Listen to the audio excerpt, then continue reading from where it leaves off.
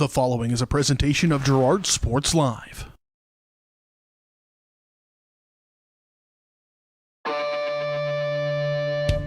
It's time for Girard High School Athletics on Girard Sports Live.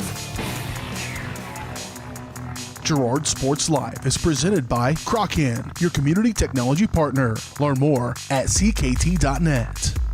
Also by Ag Choice of Epler, American Family Insurance, Jenny Collins Agency, Bradshaw Collision Repair, Call Service, Community National Bank and Trust, Derailed Commodity, Diskins Auto and Towing, DS Construction, Evans Motors, Farm Bureau Financial Services, Farmers Bank, Girard Medical Center,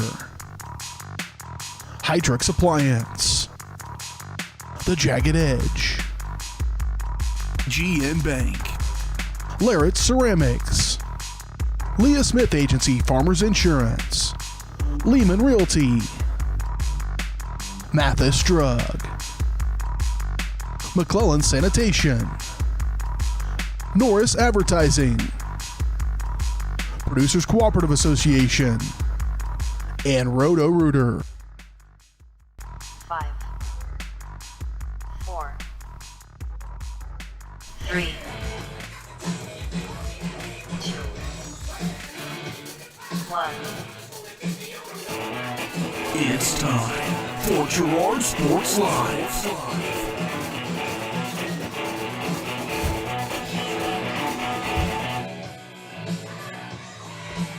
And good Monday afternoon, ladies and gentlemen. Welcome to Red Lucky Ballpark here for the side of today's high school softball doubleheader between the Girard Trojans and the Frontenac Raiders as we settle in on a gorgeous Monday afternoon here in beautiful Girard, Kansas.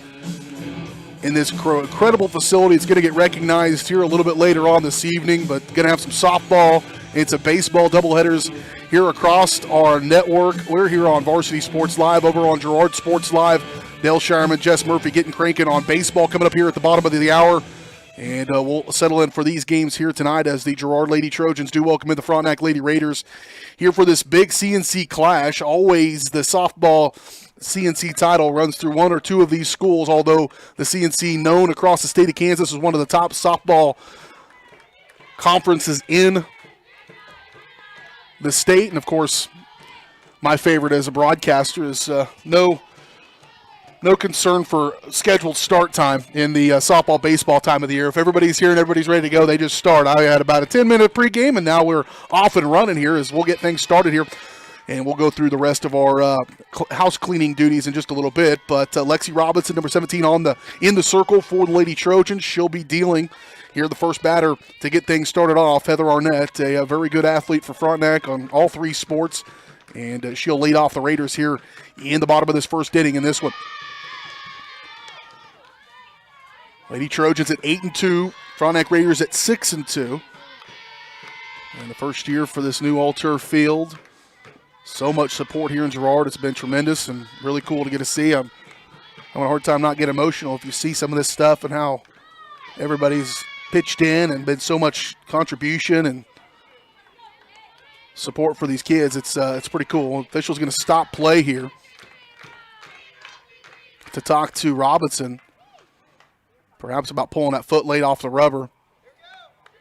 And just talking with her a little bit. She'll grab some rosin to get going again. Again, Heather Arnett, the shortstop, leading off batter here for the Raiders here in the top of the first inning. First batter of the ball game. And Robinson having a little bit of a hard time finding that zone, kind of all over the place to start that one. And Arnett will get a leadoff walk to start this ball game. Next up, the center fielder, number 14, batting second here, Abby Beeman.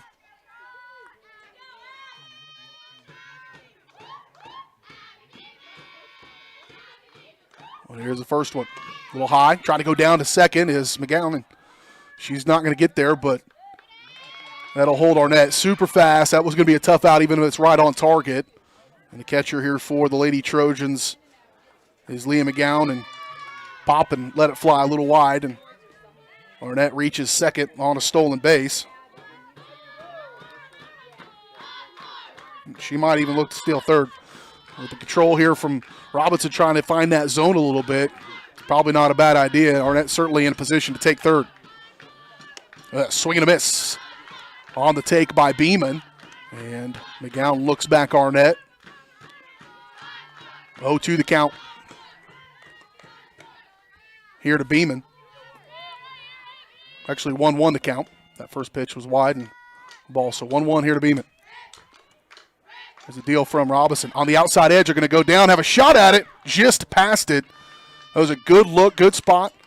As McGowan goes down to Osmus. They charged here inside on third to shortstop. Osmus goes over to cover, and it was a good spot from McGowan. Just, I mentioned Arnett's speed, and she steals third.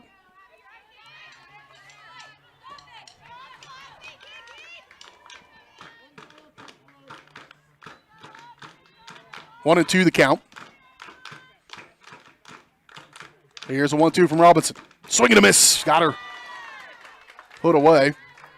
So after walking Arnett and her reaching all the way over to third, a strikeout and the first out of the ball game. Arnett breathing down third base. That brings to the plate number 3 hole, the pitcher Mia Brown for the Raiders. A little high, ball 1.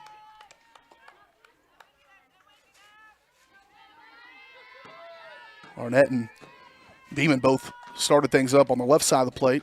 Brown the first to go from the right side.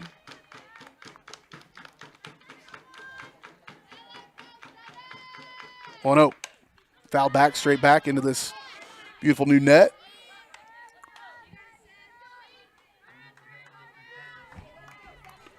Peek over there.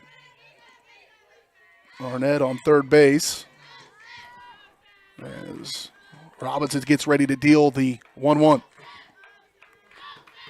Swing and a miss. Change up there from Robinson. Good pitch, good decision. Pulled the string a little bit on the pitch for Brown. And now Robinson ahead in the count here with 1 away in the top of the first inning.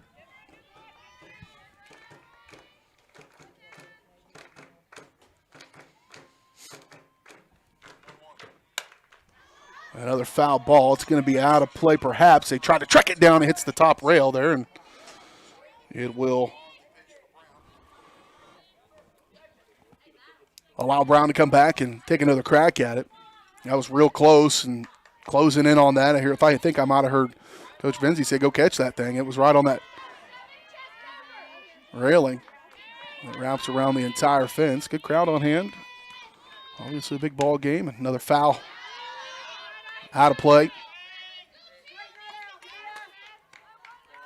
Young team here for Coach Oran and the Lady Trojans. He said he had at one point could have anytime have 7 sophomores on the field at one time, and those are sophomores, remember, that did not play a year ago in their high school season. Some of them probably got a chance to play in the summer league stuff, but really their first year of high school softball, and that's a disadvantage certainly, but 8-2 record on the year. And now they'll really get a chance to major themselves. He said in that group of girls, they haven't had a chance to really play a Frontenac, Colgan, and beat them. They got to get one of those, win one of those games maybe on paper you're not supposed to, and get that confidence you need to go and make a little run here down the stretch of the season.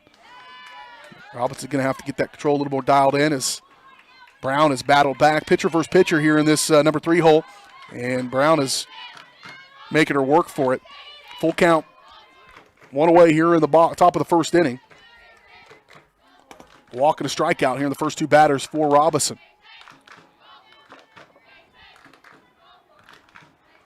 That's a good pitch. Strike and a miss. That was right down the barrel as well. She just went underneath it a little bit, and a good pitch. Way to battle back for Lexi Robinson. Back-to-back strikeouts. And Arnett still stranded over there on third base. Coming up the number 4 hitter, the catcher, number 11, Caitlin Hayslip.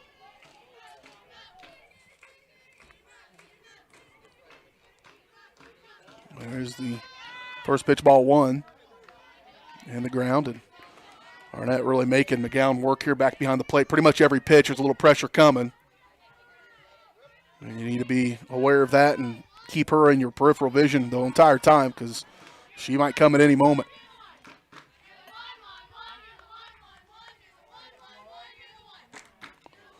Here's a 1-0. Foul back out of play. 1-1 to count.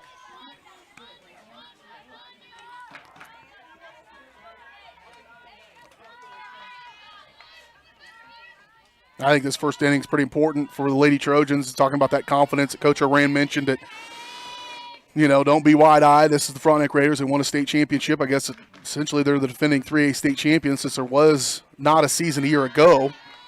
And a lot of these girls were on that team, so don't allow yourself to kind of be intimidated by them. But I think how things go early on, and this is an early jam here, having Arnett on third base the entire time, now down 2-1 in the count here to Hayslip.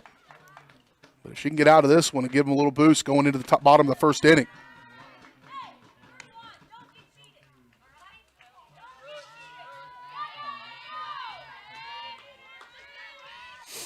Coach Rooms imploring the dugout to get fired up a little bit. Trying to make sure Hayslip doesn't get away with one here on 3-1 count. Pretty much that means red light, I'm assuming. As don't get cheated, I'm assuming that means don't swing. We'll see. She doesn't. Wild pitch, but it's going to hit the batter, and so would have been a run for Arnett coming easily down, but as it hits Hayslip and out, so she walks, does Hayslip. So 2 strikeouts and 2 walks here in the first 4 batters for Lexi Robinson. And it brings up the number 5 hole hitter, second baseman, number 1, Annie Lee, for Lady Raiders. Still no score. And 2 outs. They had it good. Pitch right by Lee.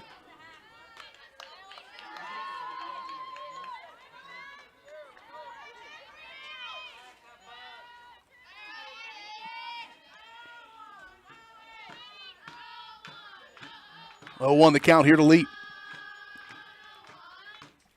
That's another good pitch. I'll say low ball 1. It was a good spot for it to try to get Lee to chase one, maybe down out of the zone a little bit.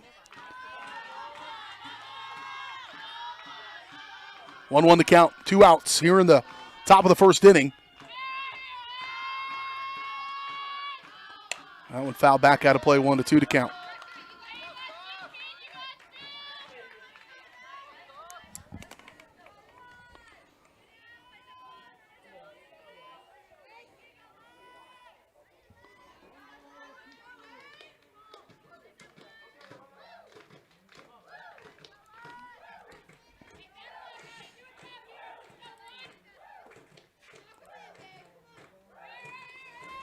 One or 2 to count. Swing and a miss. Strike 3. What a job by Lexi Robinson to get out of that one. We head to the bottom of the first inning, scoreless. Right after this on Girard Sports Live.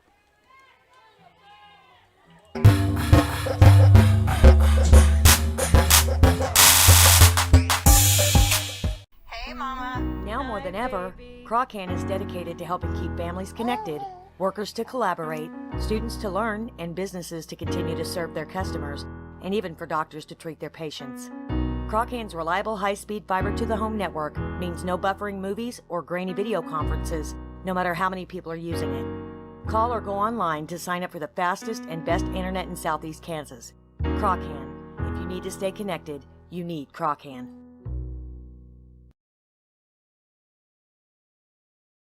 Construction project that just needs that custom touch? Are you looking for a contractor who can get it all done? Roof to floors and everywhere in between? Then call Dustin Sneed at DS Construction. With more than 20 years of industry experience, DS Construction specializes in new construction, roofing, renovations, and more. There's no job too big or small. For a free estimate, call DS Construction at 620-724-0209. That's 620-724-0209.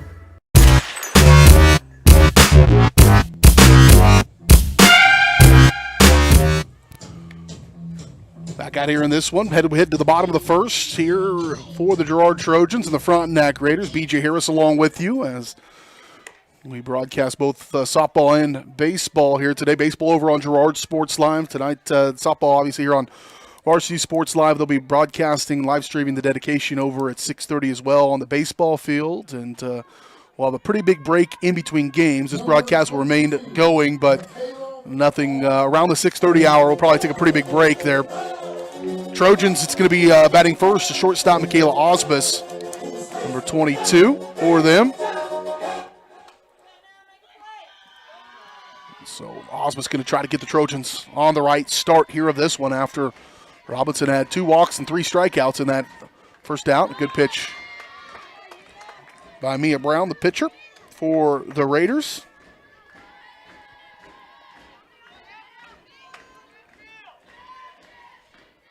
No 1 count here to Osmus. That one outside. Able to lay off of it. Move the count to 1-1.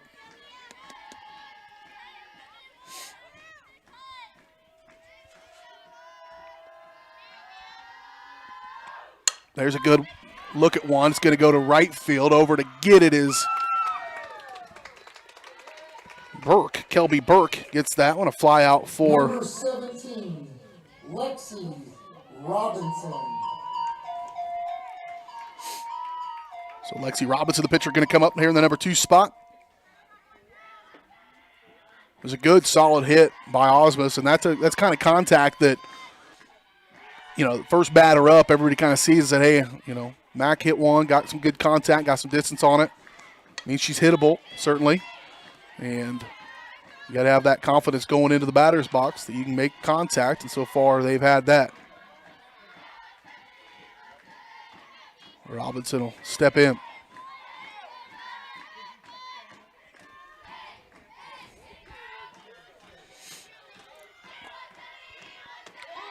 That one catches just the outside edge. Good spot there for it for Brown.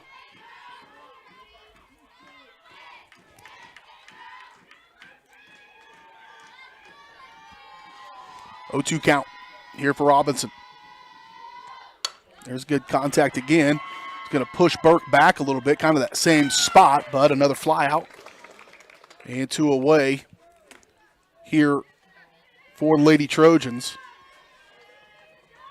Number 55, Emmeline Sinnott. So that'll bring up our number 3 hitter and the center fielder, number 55, Emmeline Syndicate. She'll face off here with Brown.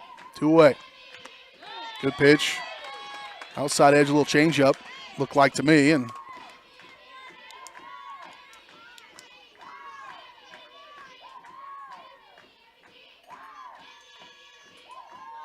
love that chanting coming from the dugout for the Trojans. Here's another one for Syndicate. Hit sharply to second. Picked up and over 2 on the fielding there by Annie Lee. Over to first, and 3 up, 3 down for the Lady Trojans here as we head to now the second inning of this one. And we'll keep it right here. Give us a chance to thank some of our supporters, sponsors here as we kick off our doubleheader coverage of today's action. Don't forget, Girard Sports Live is presented by Crawcan, your community technology partner. Don't get bit by slow speeds and high prices. Get gigabit, the fastest internet in Southeast Kansas with Crawcan. To learn more, go to ruralfiber.org or see everything Crawcan has to offer at ckt.net. Of course, starting lineups brought to you by our friends at the Jagged Edge. Trojans will start this game in style, but nowhere near the level of style that you'll find at the Jagged Edge. Stylist Carla Sands, Robin Hawkins, or Eva Vietti will have you looking your very best for your next big game. Make an appointment soon by calling 620-724-7500. We've kind of got through some of them, but for the Trojans, shortstop batting first, Michaela Osmus. Batting second, Lexi Robinson, the pitcher. Batting third, Emmeline Syndicate, the center fielder. Batting fourth, Alexis Jenkins, the first baseman. Batting fifth is Bailey Troike, the second baseman. Batting sixth is Sam Bruchin, the third baseman. Batting seventh is the catcher, Leah McGowan. Right fielder, Sarah Goebel, is batting eighth. Designated player is Danica Lopez, batting ninth. And then the flex playing left is Riley Brooks for the Lady Trojans. For the Raiders, Raven Warren will come to the plate. And that last one was kind of feast and famine a little bit for Robinson. She had 3 strikeouts and then 2 walks. The official continues to talk to Robinson. I'm not exactly sure what he's saying, but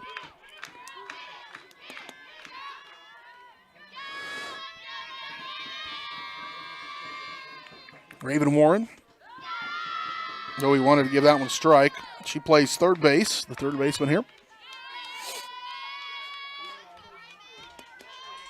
2-0 the count to Warren.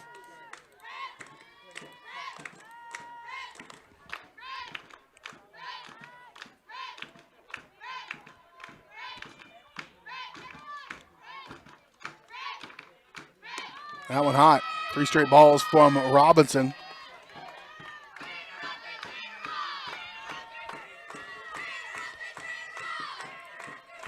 Definitely a red light here for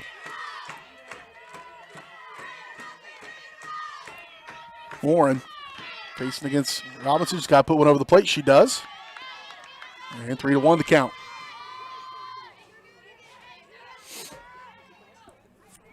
Super young team here for the Lady Trojans. Robinson, a junior. Kayla Osmus and Lexus Jenkins, the only 2 seniors on this team. So they have 3 upperclassmen on the entire team. There's back-to-back strikes for Robinson, getting into the zone. Has battled back to make it full here. No score here, top of the second. No outs thus far. Raven, the first batter of this inning. There's kind of jammed her a little bit on the inside. She probably wants that one back, not to swing at it, but swung a little bit out of self-defense as it was right down into very inside of the zone.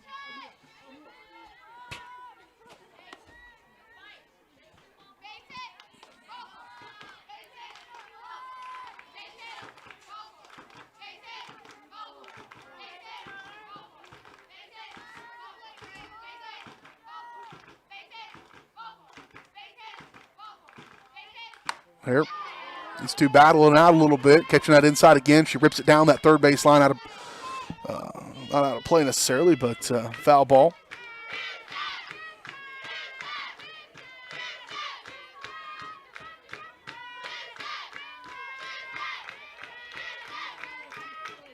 Jenkins and Osmus, both the 2 seniors, part of a third place state run a couple of years ago. I don't know if they were old enough to be on that state championship team.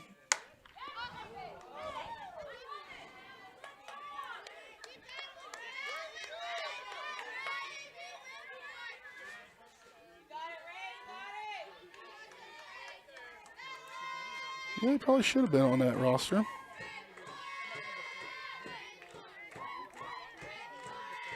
Nope, just missed it by a year, but did get on that third place team. And were contributors on that third place team back in 2018.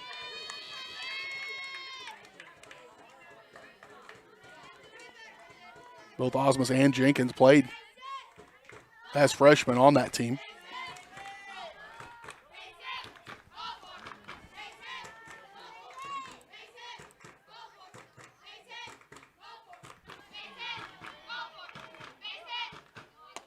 This was the leadoff batter. I don't know how many pitches it was. It was a bunch. I'm not keeping track of that, but it started out 3-0. She battled back to get it full.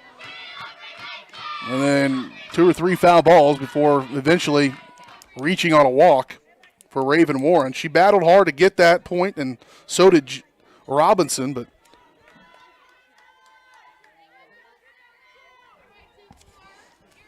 that'll bring up Kelby Burke, the right fielder, here in the 7th hole. No outs, top of the second inning.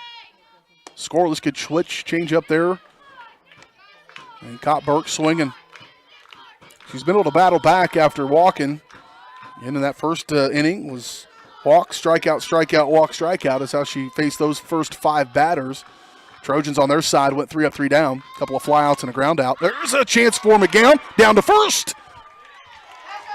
It was close, not going to be a strikeout, but it will be an out on the batter.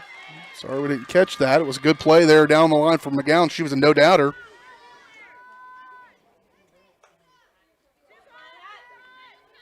So 1 out. That'll bring up Hattie Pyle, the first baseman. This one belted down to right field, and a play out of place. Down to first base we go again. And it's just back in time. Boy, they have made Raven Warren work hard. What a good play out in right field for the Lady Trojans by Sarah Goebel. A sliding catch to make that one. That's a little bit outside of our purview, but happened over there in that right field line, and she made a very nice play.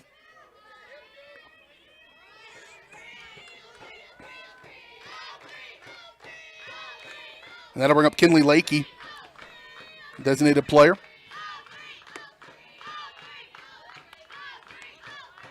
And Warren continues to work. So Warren over there on the right, on the first base, has had a throw down from the catcher off for a pop out. And she's been thrown down from right field. Both real close plays. Jenkins holding down first base over there.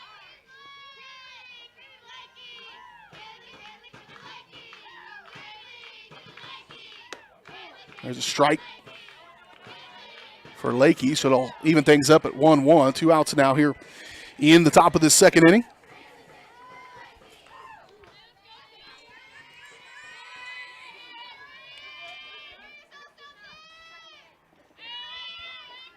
One on the count.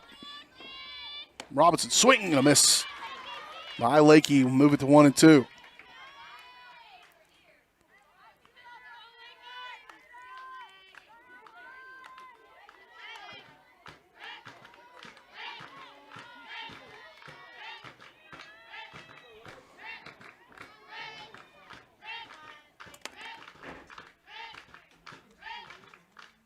And a swing and a miss. And another strikeout, the fourth one of the ball game so far for Robinson. We head to the bottom of the second. No score so far in this CNC battle between the Trojans and the Raiders here on Varsity Sports Live.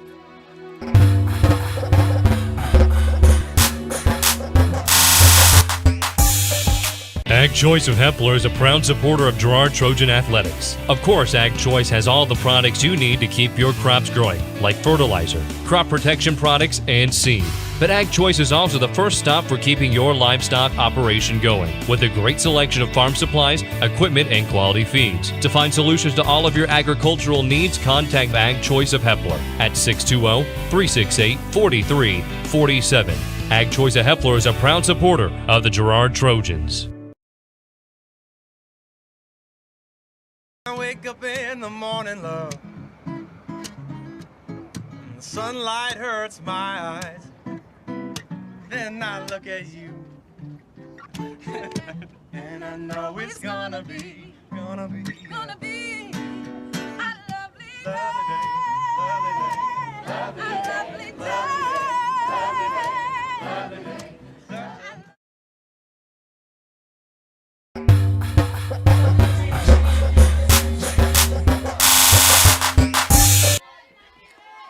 Here we go to the bottom of the second inning. No scores so far here in this one. Alexis Jenkins going to come to the plate for the Lady Trojans. Sprays one off to the near side.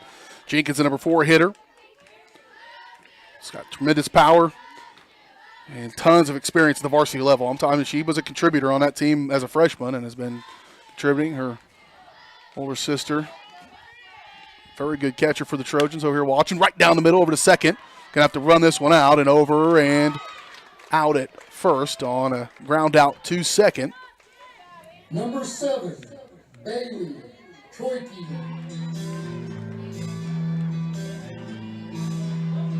So Bailey Troiki, the second baseman, number 7, going to come to the plate here in the number 5 spot, one away here in the bottom of the second inning. And a strike low in the zone, but they're going to give her a strike regardless. Troiki, one of that class of sophomores that's contributing across the board. That one outside, boy, if there's a runner on, it might have been going. Moves the count to 1-1 here for Troiki. One away in the bottom of the second inning. No scores. Been a pretty good matchup so far between these two teams. Haven't quite made it through the full lineups. Just made through one time so far with the Raiders in 2 innings. Inside Good effort there by Troiki to lay off that one and move the count to 2-1.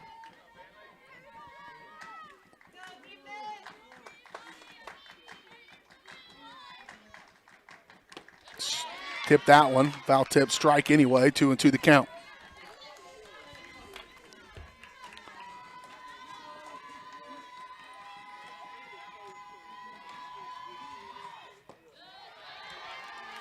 And that'll be a ball. That'll move it full.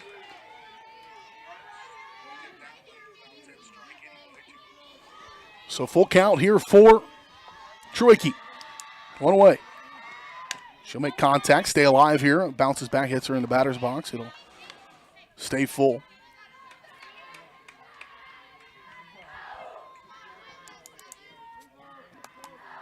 Good opportunity to flip back and forth between baseball and softball. We got baseball going on over at Girard Sports Live. There's Troiki down the third base line. It's going to be a little bit foul and bring her back to the plate. So baseball over on Girard Sports Live. And, of course, this broadcast, if you can hear me, then you've already found it. But flip back and forth. Baseball's perfect for that in between those innings. Take a long time. Come over, watch a little softball, go back and forth. Again, in between this softball game, we'll have a little break.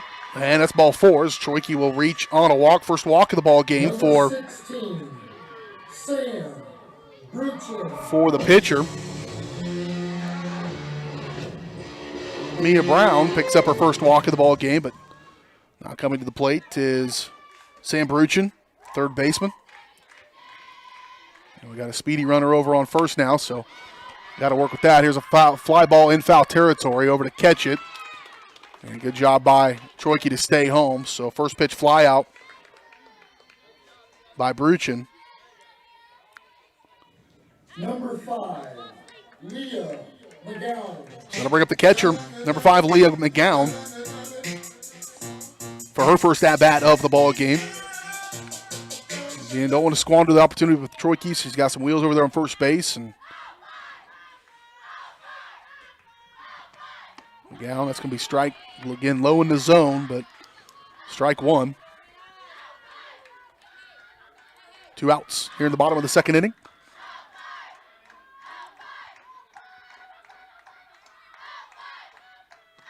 That's a good one to poke over. It's going to be just in the catch. Nice job by the first baseman to come down with that one. Hattie Pyle going up and catching that one. If it gets over, Troiki's going to have a real good shot to at least get to third.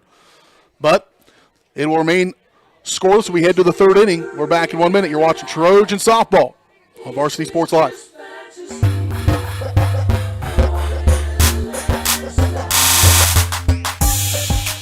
For more than 20 years, Call's Service has been serving Southeast Kansas. Call's Service has a huge selection of tires from great brands, including Michelin, BF Goodrich, and Uniroyal. Farmers and ranchers trust Call's Service with fast, reliable, on-the-farm service daily.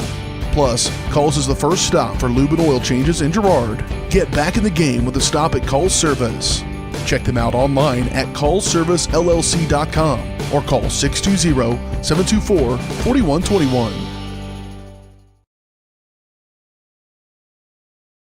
Community National Bank and Trust has been serving the area for more than 30 years with a strong commitment to the highest quality leadership and banking services. Stop in soon and pick up your very own Girard Trojan Instant Issue Mascot Debit Card. While you're there, be sure to ask about Secure Lock, mobile banking, Guardian Secure Checking, and People Pay.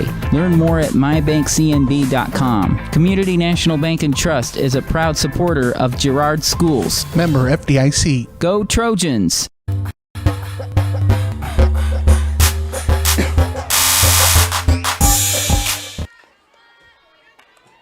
Here we go to the top of the third inning.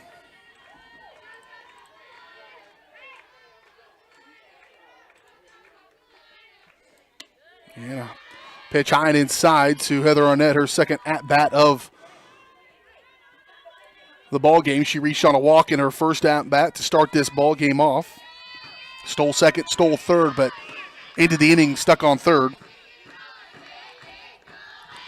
And now she's got a 1-0 count here from Robinson. They've really pinched in here tight on the third baseline.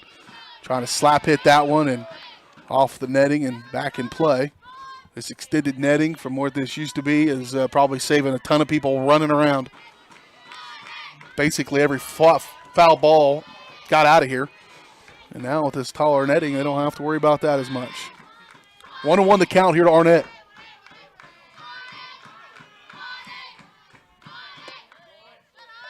And it's going to be a ball high. Call from behind the plate.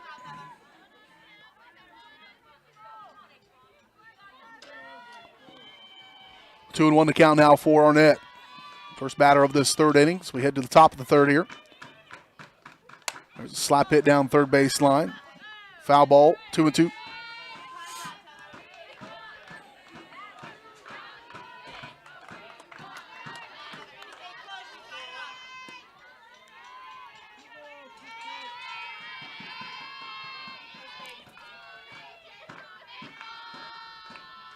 Here's a 2-2. Had a little high and outside. It'll bring up a full count. Robinson's battled good today so far in these first two innings. Here going now into the third, but she's had to work for it a little bit. It hasn't necessarily come easy. A lot of counts going to full. Remember how we started off that second with Raven Warren going, 8 or 9 pitches into it. And now Arnett for the second straight time get a reach on a walk.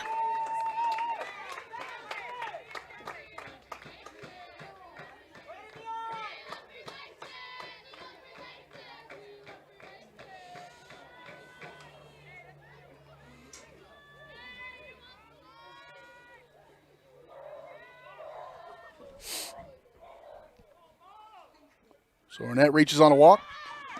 This one out, going down to second. It's darn close, but just going to be underneath it. A dart by Leah McGowan. Put that about right, exactly where she wanted to put it. Osmus coming over to cover from second, but it's going to be another stolen base by Arnett. At the plate currently is Abby Beeman, number 14, the center fielder.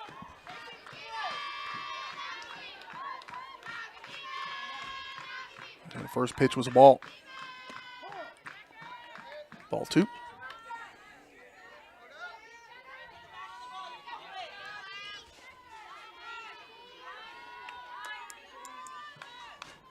Coach Room's going to call time and bring Beeman over to here on a, I thought it was 2-0. It's actually one. It's 2-0. 2-0 count. Other way.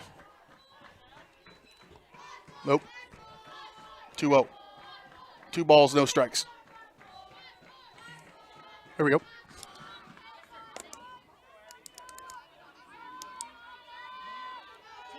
Oh, 2 strikes. My bad. I could have swore he said those first 2 were balls. Okay, hey, that's even better for us. How about that? 0-2 the count now for us. I wonder why she was calling time. It didn't make any sense on a 2-0. He said 0-2. That one outside high. That's a good pitch from Robinson, really, to try to get her to chase one on an 0-2 count.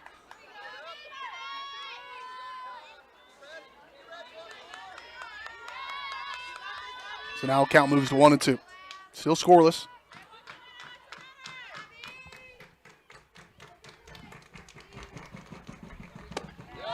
Arnett continues to hassle things down that second base.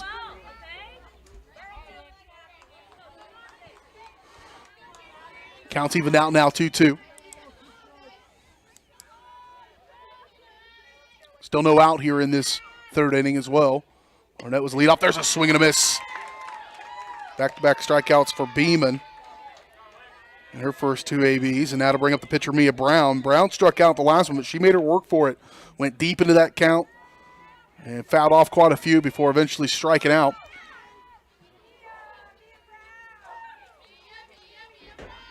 So 1 out now here. Get a strike on the outside edge. Yes, caught the outside edge. It was real close, but strike 1 here to Brown. He is probably thinking, boy, I hope those are strikes when I'm in the circle.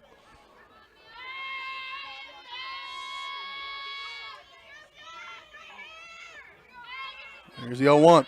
There goes Arnett going down. Real close, but she's just fast. Of all the people out here, that would have been an out for almost every other person on the Raider team and Girard team, but she's just a little bit faster than that most people and able to get underneath. It was still a good spot by McGowan, good cover by Osmus, but now 4 stolen bases already here by Heather Arnett, but has yet to reach home. Back in that spot now here with 1 away on a 1-1 count. Outside, ball's loose. And it might come right here, and it does.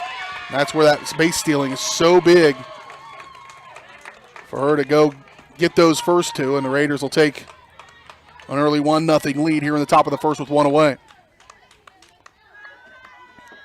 To the task at hand is Mia Brown. She's at a 2-1 count.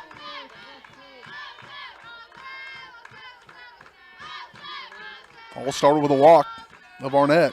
And she did the rest on her own. There's a pop-up going to left field. And a good catch in left made by Riley Brooks. Her first start of her career today and into the action for the first time as well.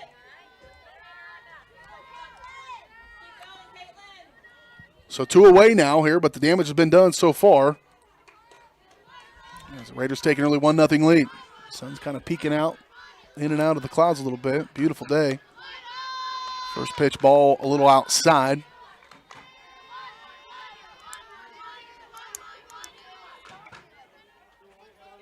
One up here for the batter is Caitlin Hayslip.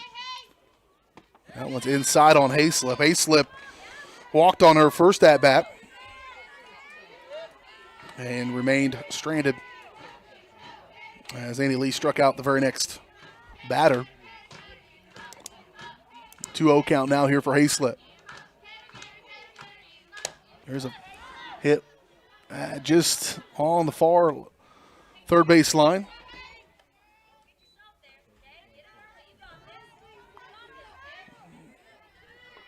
And that'll be the first strike. Could be 2-1.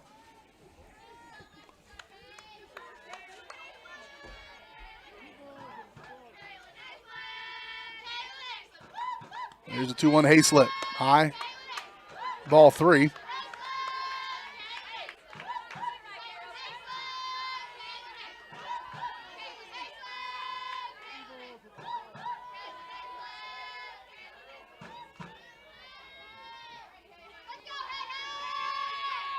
Here's a 3-1. Foul back. Off the net once again. And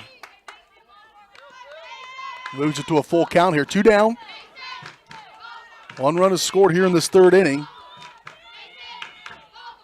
Chance to get back on the offensive side of things here. Here's a 3-2. A little high out of the zone and a walk. Back-to-back walks for Hayslip. That'll bring up Annie Lee, the second baseman.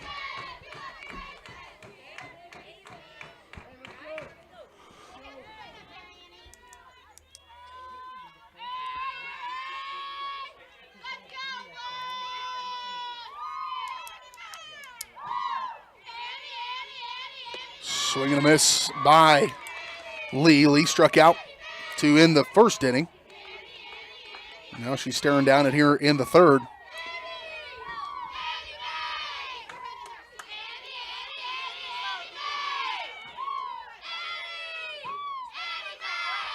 There's the 0-1. Strike 2. Down they go to first, and hits the base runner Hayslip. She's able to get back. Got her in the hip a little bit on the throwdown. Jenkins caught a little bit of it and knocked it down, I think.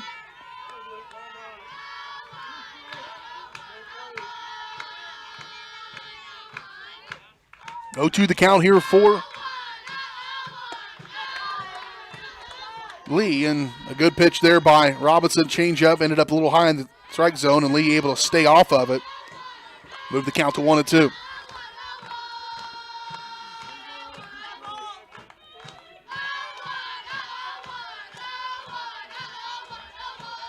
There's a 1-2.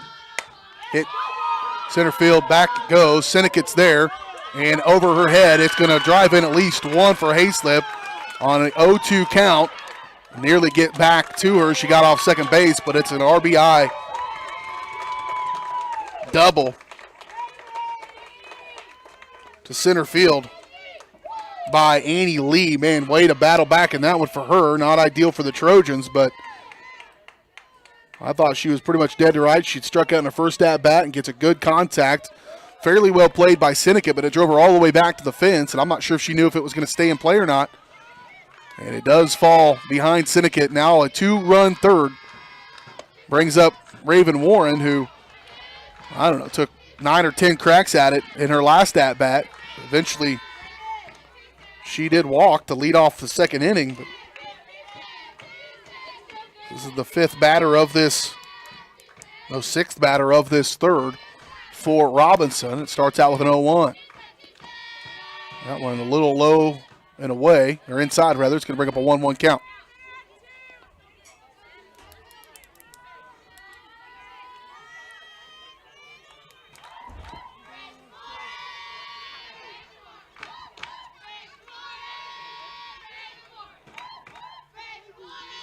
Here's the 1-1. Foul down the third baseline.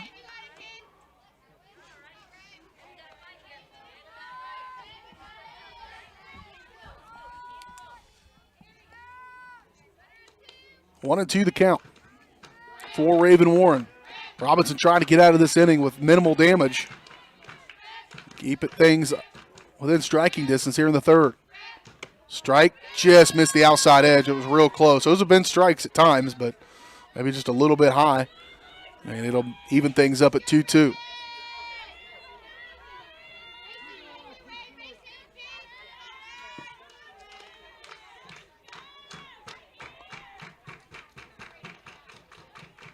Here's a 2-2. Inside. Warren acted like she wanted that one. That was going to be tough to get. It was inside and high. It would have been a tough one to turn on. Back to a full count. Robinson has worked a lot here in this inning. 3-2 count. Popped up. Stays in play. It's got a chance. It doesn't. Out of play. And it'll stay full here with two away in the top of this third inning. 2-0 your score. Raiders on top of the Trojans. CNC matchup here. 8-2 Trojans, 6-2 Raiders. Trojans coming off a two-game sweep of Labette County last Tuesday. They had Friday night's action postponed. A strike down the middle. No way. That looked like it was right down the barrel. I don't know what happened there, but a walk. And now runners at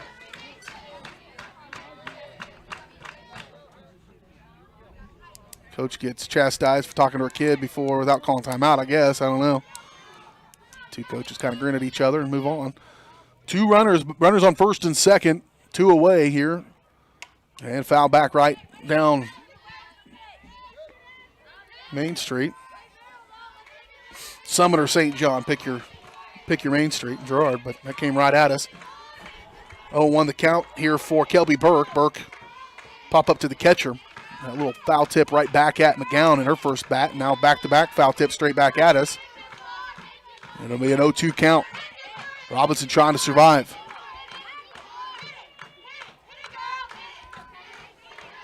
Kelby Burke, right fielder.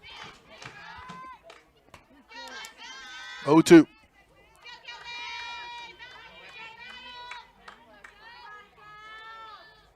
Swing and a miss. A good change up there from Robinson to get out of the inning, but two runs come across the plate. Trojans find themselves down by two as we head to the bottom of the third when we return right here on Girard Sports Live. Presented by Crockett, your community technology partner.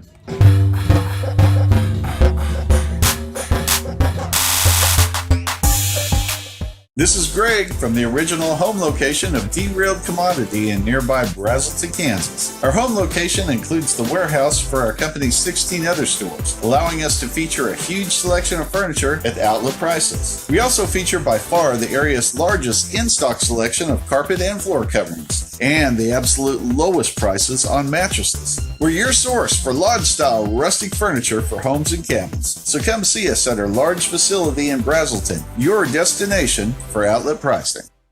Farm Bureau is proud to support Girard High School student athletes. At Farm Bureau Financial Services, their number one goal is to make insurance simple. Agents Judge Sasho, Lori Johnson, and Lisa Sasho take pride in educating their clients and members. There's a lot of information out there, and at Farm Bureau, they can explain it in a way that relates to you, so you can apply it to your life, family, farm, and future. To learn more, contact Judd, Lori, and Lisa at 620-724-4213. Go Trojans!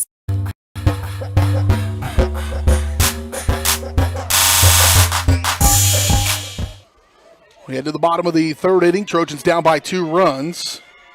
Heather Arnett reached on a walk and then stole third, came home on a pass ball to score the first run, and then an RBI double by Annie Lee drove in Caitlin Hayslip, and that's how they got their 2 runs. The Trojans trying to answer back as we head to this third. Sarah Goebel going to lead off the third inning for the Lady Trojans. Her first at-bat of the day. Goebel, so far the defensive play of the game.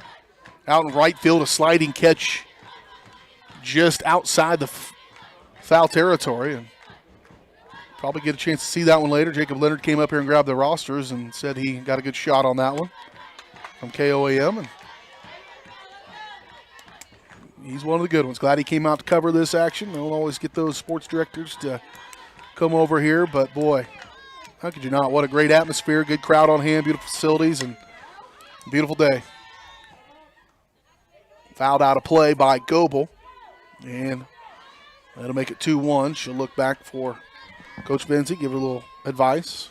Coach Benzie with the state championship coach here for the Lady Trojans a few years back. Followed up with a third-place finish, and Coach Oran was on that staff as well. He's kind of flipped into that head coaching job, and he's done that a couple of stints now. Shelby Smith on staff as well. Shelby, probably one of the all-time great Trojan softball players, and was the pitcher on that state championship team in that third-place game. What a play by Raven Warren. Picked that one up, third baseman. Just snagged that one. Boy, the Trojans are real close. If that punches through with the speed of Sarah Goebel, she's going to be running for a little bit. But it'll be the first out of this third inning. And that will bring up the designated player, Danica Lopez, here in the 9th spot. Swing and a miss, went low on Lopez. And 0-1 count.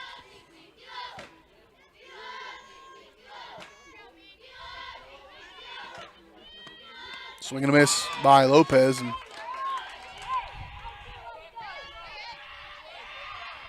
coach is coaching up Lopez. Keep your eyes on that. She took her eyes off that ball a little bit. Helps keep one alive anyways.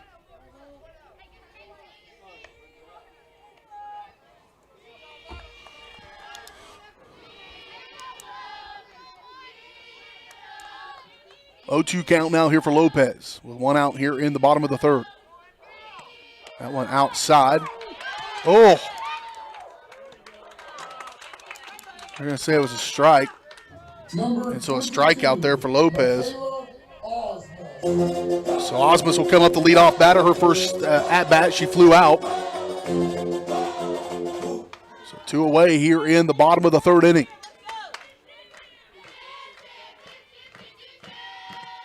There's a good hit from Osmus, center field. Good poke, but Beeman makes the catch.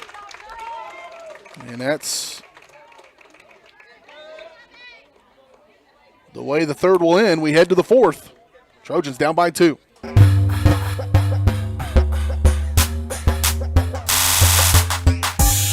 Farmers Bank is a proud supporter of the Girard Trojans. For years, our customers have worked with the Farmers Bank staff located in Walnut, St. Paul, and Hepler. Now, with our new location in Girard, the community can experience the same service that has kept families coming back to Farmers Bank for generations. Stop by and visit our friendly staff at Farmers Bank at any of our locations in Walnut, St. Paul, Hepler, and Girard. Equal housing lender, member FDIC. Girard Medical Center's bariatric program has made extraordinary changes to many people's lives. Before surgery, I was having a lot of problems just walking. That was the main reason for doing it, and just to feel better, to be able to enjoy life. Dr. Latchman and her team are fantastic. I really feel like I've been given a second chance at life. Call to learn more. Girard Medical Center, caring for our community one patient at a time.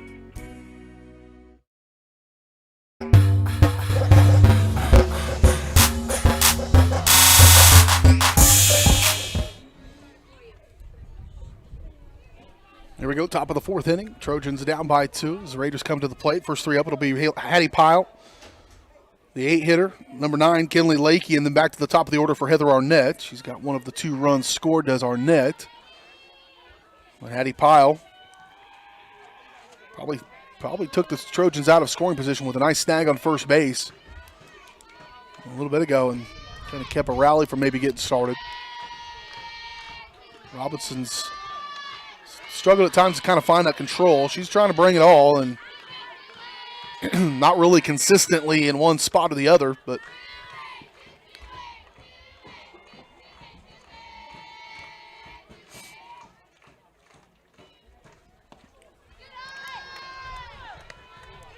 and she's also started out these innings a lot of the times behind in the count.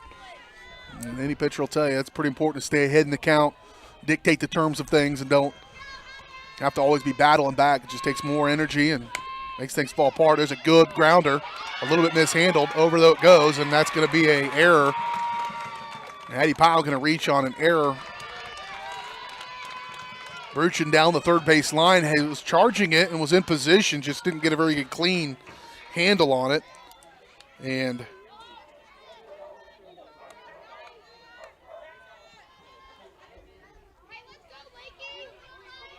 so Pyle will be on first base.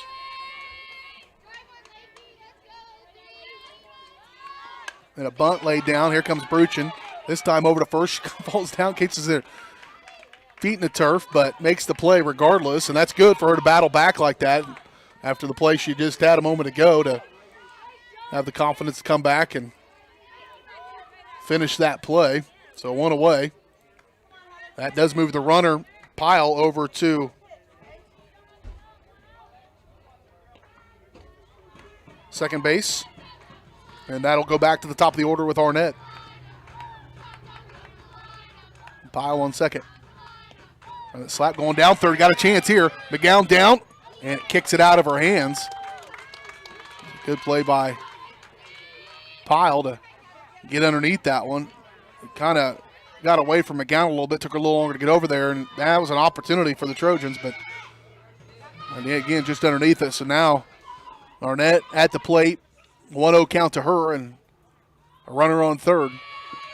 Here in the top of the 4th inning. Here's the 1-0.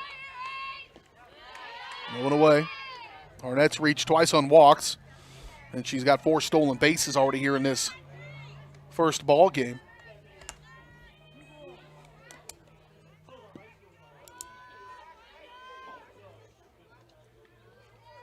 Two-0. 3-0.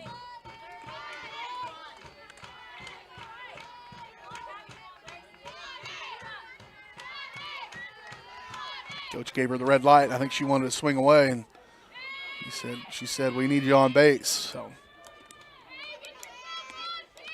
she's done the most damage so far. 4-pitch walk. She's going to go to second. Now we got Pickle going home with it. There it is. Get her. Out at home for Pyle. McGowan's going to go at Arnett. And so a good play there by the Lady Trojans. Arnett will move over to second, but Pyle thrown out at home. So 2 away. Good heads-up play. Good throw right on the money. And now we're going down to third. Get him again. Got her. Oh.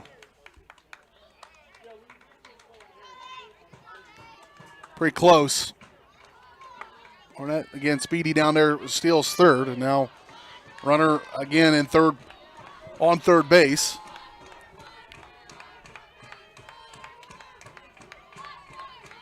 And at the plate. Fouled out of play is Abby Beeman.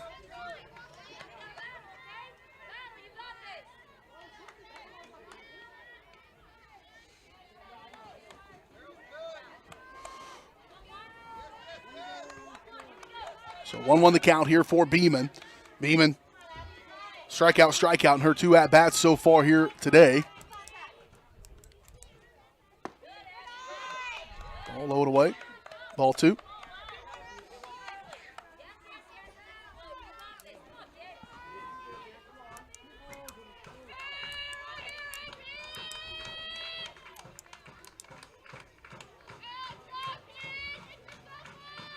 There's a 2-1. A little high ball that gets away from her. Arnett's coming. Now we've got a situation. Down the third base. They'll throw it. She's going to get in there safe. But a nice job by McGowan to hustle back. That was a very fortunate bounce of the ball also to kind of get back. And Arnett was about 3/4 of the way down there, or 2/3 of the way down, and decided to stop and reevaluate because ball came back.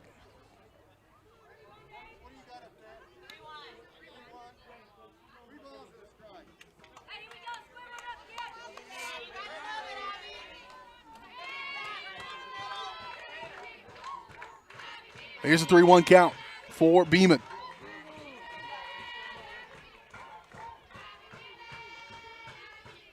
Foul back. Oh, McGowan's going to have a shot at that one. Had a funky spin to it, but fouls back, move the count to full. Here we're 2 away. Raiders scored 2 in the third. So far, that's the difference.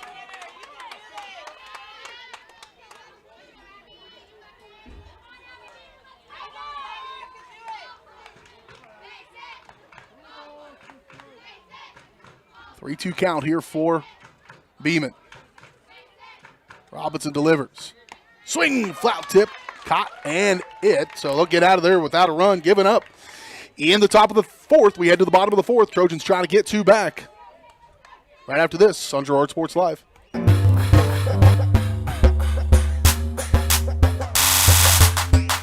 Girard National Bank is now GN Bank. Family owned and operated, GN Bank has been providing customers with the highest quality of financial services in a friendly and personal way for over 100 years. Whether you have personal, business, or agricultural needs, GN Bank is big enough to handle all of your banking needs, yet small enough to provide you with that personal touch you've grown to expect from a community bank.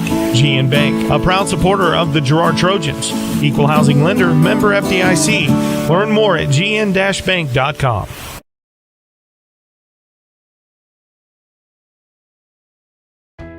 Hydrix, your dependable independent. Depend on us for service, for selection, for price. Get huge Samsung savings. Leave notes, sync calendars, and display your photos on the new Samsung Family Hub refrigerator. Plus, get free same-day delivery. Why shop for appliances where the motto is do it yourself when you can depend on the know-how of people who live appliances every day? The only thing better than our price is our service.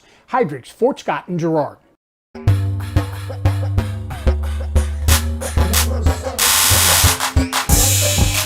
Robinson. Trojans leading off here. Lexi Robinson. It'll be Robinson, Syndicate, Jenkins. 2-3-4. Good chance here for the Trojans to try to get back a couple of those runs. And so Robinson flew out in her first at-bat. All high. 1-0 count.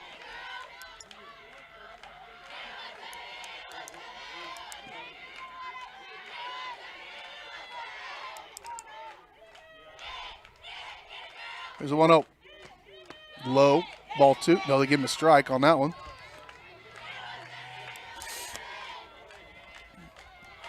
I don't necessarily have the best vantage point high up here to see those. I can see the left to right pretty good, but up and down is not always the best up here. So 1-1. There's a swing and a miss. I'm pretty good at seeing those. And I move the count to 1-2. Yep. Good. Thanks. Foul back. It'll stay 1-2.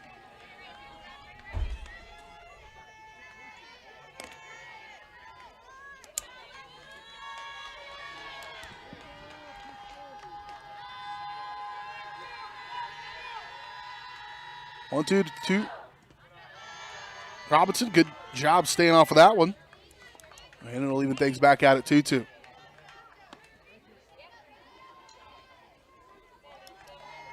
Mia Brown, the pitcher. So far, a pretty good outing. Scoreless through 3. There's a good, solid hit. Over to shortstop for Arnett. Hard throw to first, and 1 away.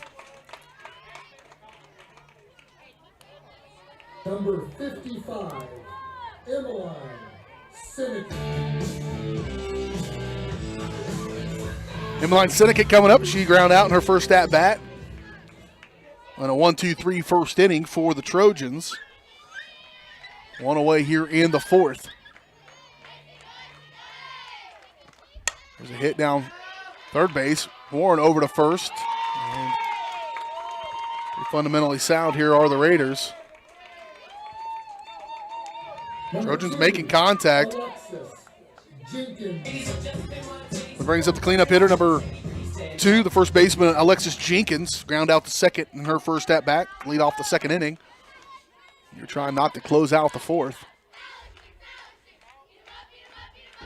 0-2. So a strike catches the outside edge of the plate. 0-1 count.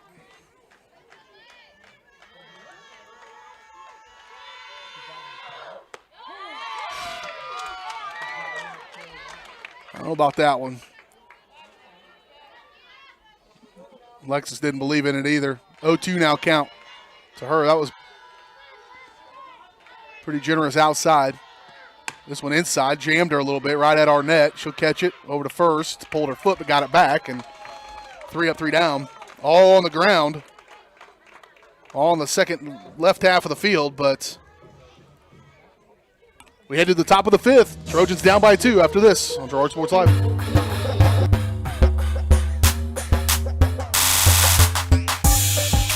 If you're in the market to buy or sell a house, land, or commercial space, look no further than Lehman Realty. Locally owned and operated, Jason Lehman and his staff are ready to meet the needs of every client.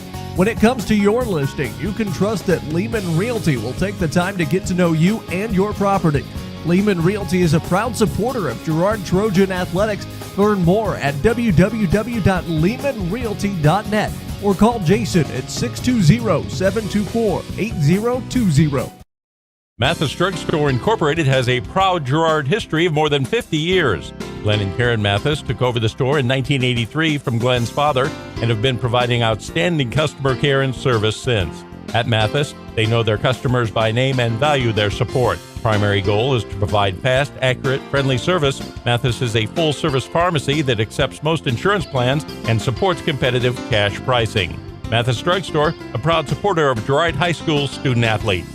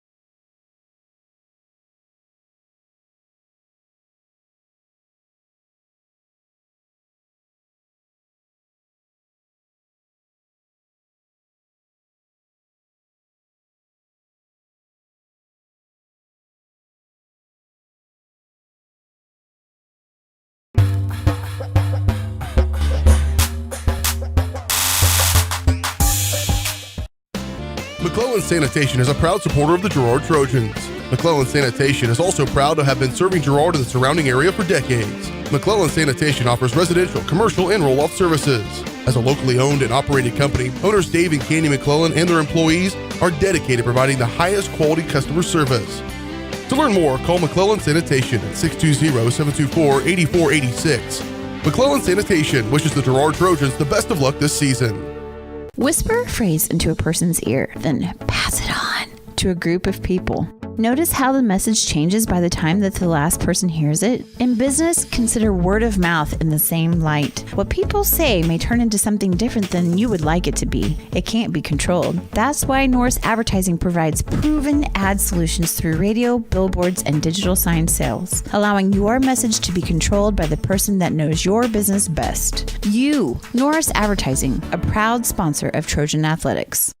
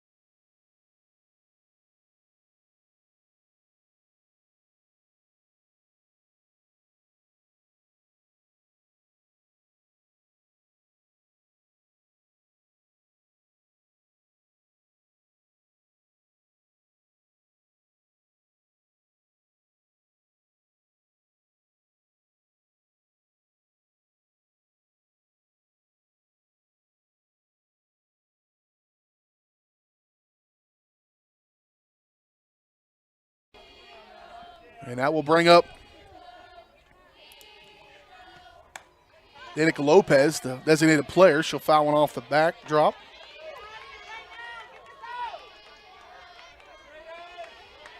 Trojans have gotten one back here in the 5th inning. BJ just remembered to turn his microphone back on, so that's good. It's the simple things. A simple man. There's a hard hit. McGowan's running on those 2 outs. They'll throw over to first, and they'll get it. Trojans do get one back in the 5th. We head to the top of the 6th. 3-1 your score. Leading off for the Raiders, it'll be Hattie Pyle when we return right after this on Girard Sports Live.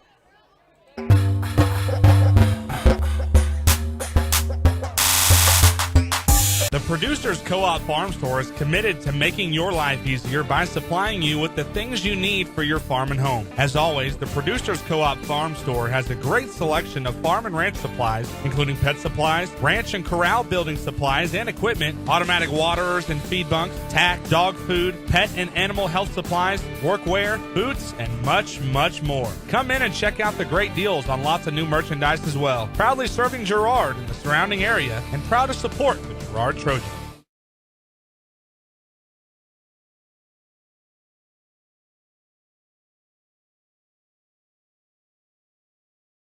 Rooter is proud to serve Girard and the surrounding area, offering sewer and drain cleaning, as well as septic and grease trap pumping 24 hours a day, 7 days a week. From toilet clogs to video inspections, sewer line repairs to complete replacements. To make an appointment, call 620-231-5630. Roto-Rooter is now owned by GHS alum Braden Peak and GMS teacher Heather Peak, and they are proud to support the Trojans. Roto-Rooter, 620-231-5630. See their ad in names and numbers.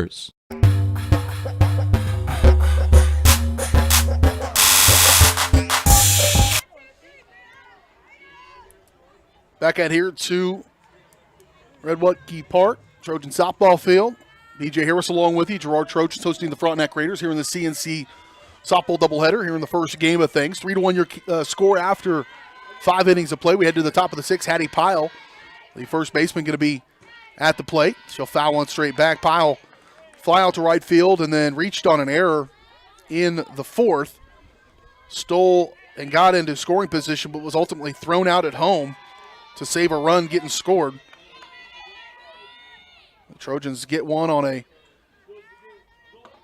double by Bailey Troike to lead off that 5th inning. Here's popped up, driven, and that's going to be gone. Hattie Pyle strokes one over the right center field fence. And that was a no-doubter. From the word pop, it was gone. And it adds to the lead, back to a 3-run lead for Hattie Pyle, driving in a home run. Hayslip had one in the last inning. And that will bring up Kinley Lakey. Strikeout and a sacrifice bunt in this one so far for Lakey, the designated player.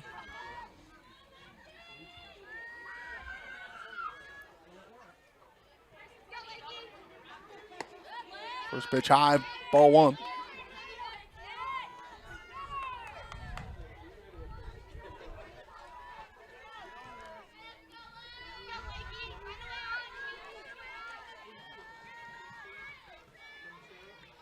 Here's a 1-0.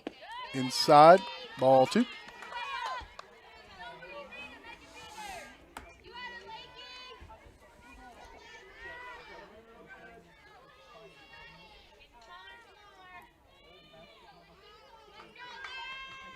Two-0 count here to Lakey. 3-0 count for Robinson. That last inning was her best inning of the ball game. Even though she did give up a home run, she did a nice job of kind of picking them up, putting them down, and defense was behind her in that last one. But there's a strike on a 3-0 count. Lakey didn't like it. So 3-1 to count.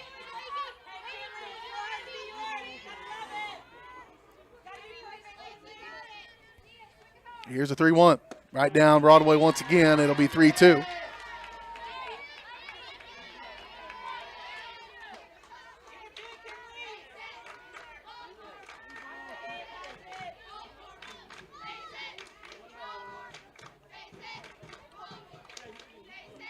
Here's a full count. Popped up. It's going to be playable. And Osmus is there at the shortstop spot. A nice job by Robinson to battle back in that one. And the first out of this sixth inning. And so that'll bring up Heather Arnett, shortstop. She's walked 3 times already here in this ball game. She scored a run as well. She's dangerous on the base pass. She's got 4, maybe more than that, 5 or 6 stolen bases already here in this one. She is just gets on first on a walk and then steals her way around to third. The junior for the Raiders. 1-0 pitch. 2-0, just outside on that one.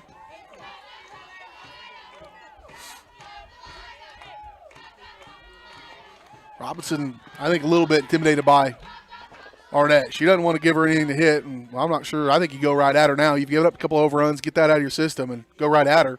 We'll get a strike here from Arnett. She knows it. She hasn't really been able to get a good slap hit. She's trying to.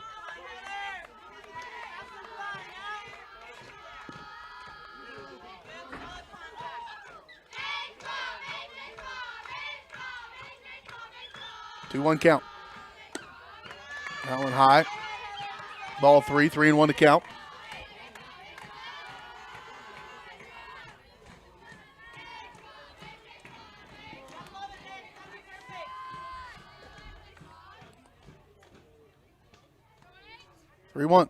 That's a strike.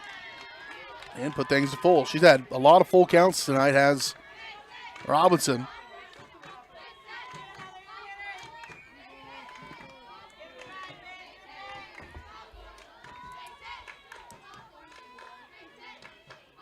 Here's a full count pitch.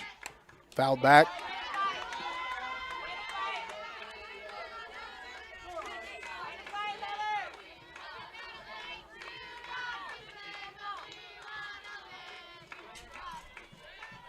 Three-two count here for Arnett. 1 out, top of the 6th inning. Raiders have scored 1 on a home run by Hattie Pyle. Fly out by Lakey. Here's a slap hit over to short. Osmus doesn't field it real cleanly. You've got to field it cleanly with her. You cannot miss it, and that was an error there. Hard hit ball, but reaching first is Arnett, and that's where she can do some damage. That time getting one contact. That'll bring up the center fielder, Abby Beeman, who's had a couple plays out there in center field.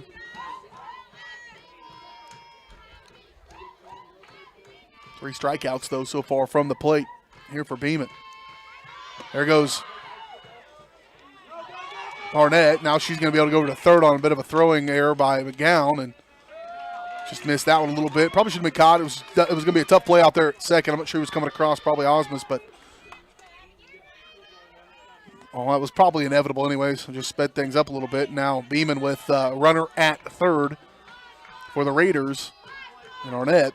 Everything's got to be careful down here around the home plate. She'll come home. Here's Robinson. That one mishandled a little bit. Help coming. And she gets there. Arnett beats her to the plate. McGowan doesn't believe it. I'm not sure if McGowan thought she was coming. That it was a dangerous play by Arnett, but she steals home, and that'll move the score to 5-1. Things start to get away from the Trojans just a little bit here. Just one away as well.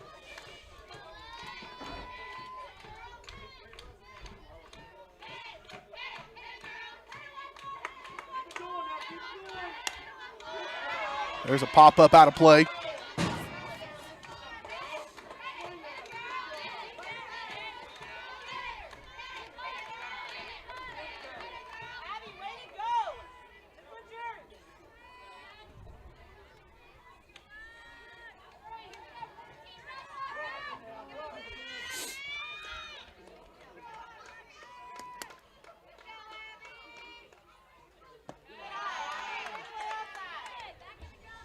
I think it's 5-1. I think I have 5-1. Is that the score?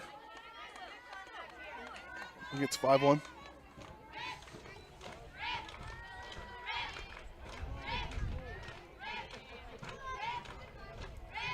There's a 1-2 count.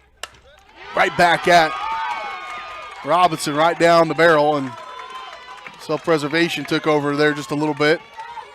And a hit. Single for Beeman.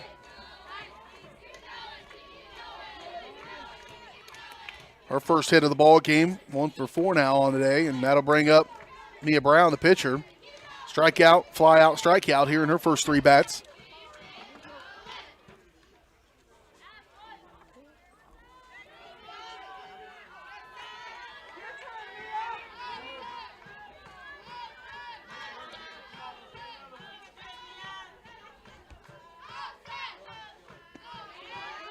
First pitch, low ball 1.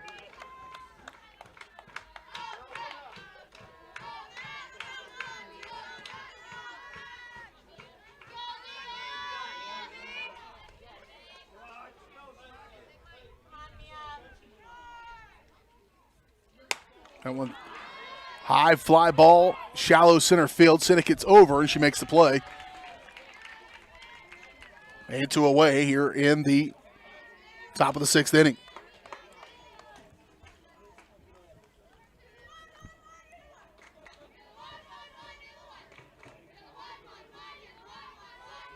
That'll bring up Caitlin Hayslip, a home run to the last at bat. Walk, she's reached base 3 times now. Walk, home run. Right back up middle again by Hayslip. And that'll move the runners over, a single by Slip. And pretty good inning so far. They've had 3 singles and a flyout. And 2 flyouts here in this inning. That'll bring up Annie Lee. Lee, strikeout, RBI double, and a double that hit the 200 mark on the fence here on the far left side. And there she goes right back to the same scene of the crime. Over goes Bruchin, and it stays in play. Right back to the same spot. That'll score 1, 2. Here goes Lee over to second and then up with a double. She's had 3 doubles in a row, has Annie Lee, and that's a 2 RBI double. And that scored both Beeman and Hayslip. And it's gone from bad to worse now for the Trojans here. 7-1 your score. 2 outs, and Raven Warren coming to the plate. How about Annie Lee? 3 for 4 with 3 RBIs here in this ball game for the Raiders. This one, another good hit. That's going to find a little bit of gap. Bruchin's over, and she'll make the play, but the damage is done. Raiders score 4 in the 6th to go up 7-1 as we head to the bottom of the 6th here on Girard Sports Live.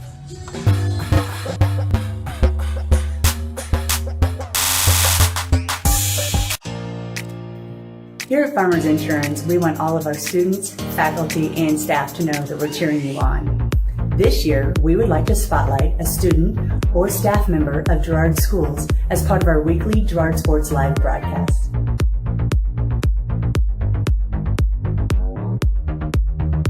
If you would like to nominate any student or staff member as part of our weekly spotlight, contact our office. We are farmers. Bum, bum, bum, bum, bum, bum. We used to rely on the magnificent Larry for all our entertainment needs. Pick a card, any card.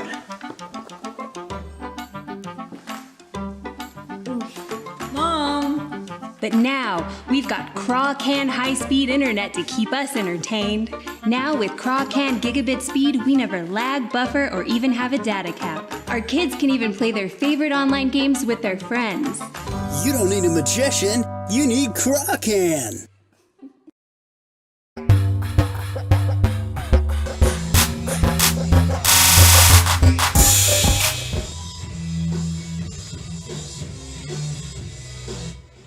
Trojans give up 4 runs Number 22 in the top of the 6th. And so we head to the bottom of the 6th inning. Trojans down by 6.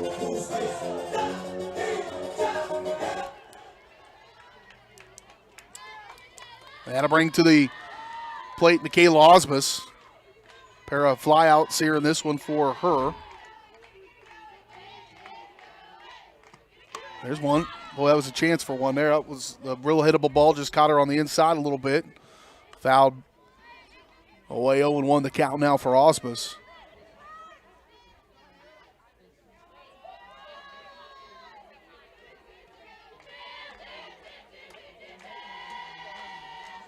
0-1. Looked at a bunt. Everybody was kind of backed off a little bit. Thought she might be able to squeeze one in there. It goes low, ball 1, 1-1 to count.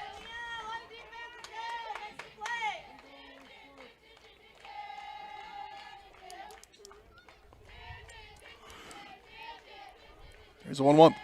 That's a good hittable ball. Going to drive back to right field and just made. Boy, not all that well read by right fielder Kelby Burke, but just gets it.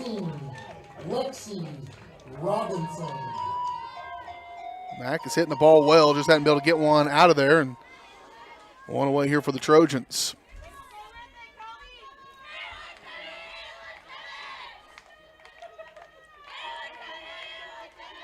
That'll bring up Lexi Robinson, the pitcher. First pitch, ball 1 inside. Robinson fly out, ground out to shortstop, and her 2 at-bats.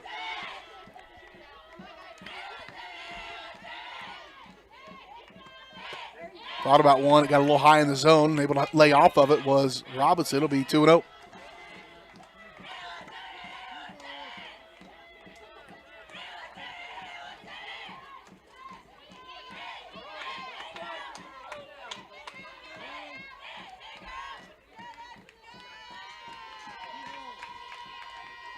The count here for Robinson.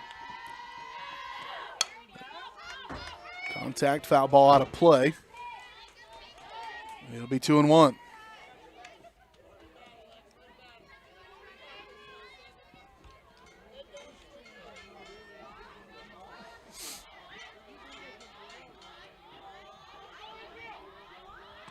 Inside, ball 3. Trying to get a base runner here in the 6th. Trojans had got it 3-1 in the 5th.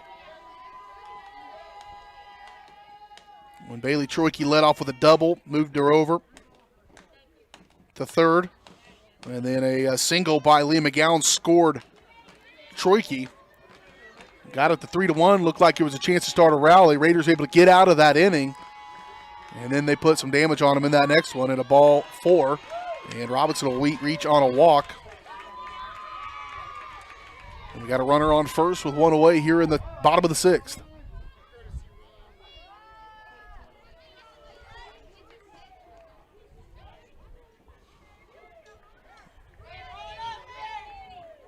Bring in a courtesy runner.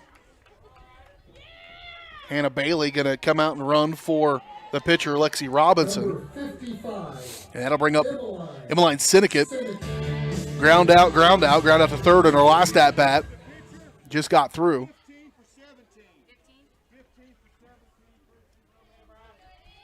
Number 55, Emmeline Sinnekit.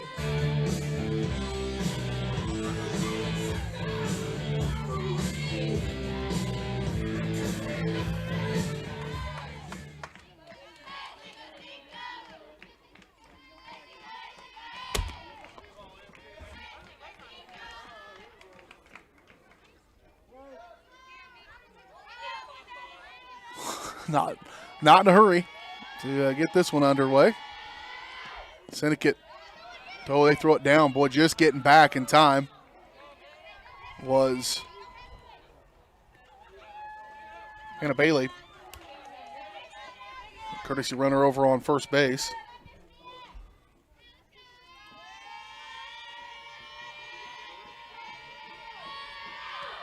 Nice pitch high and outside, ball 2. 2-0 the count here for Sinnekit.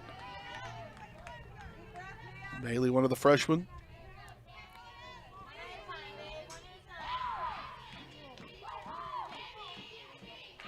On that first base courtesy runner. Sinnekit. Strike inside. 2-1 the count.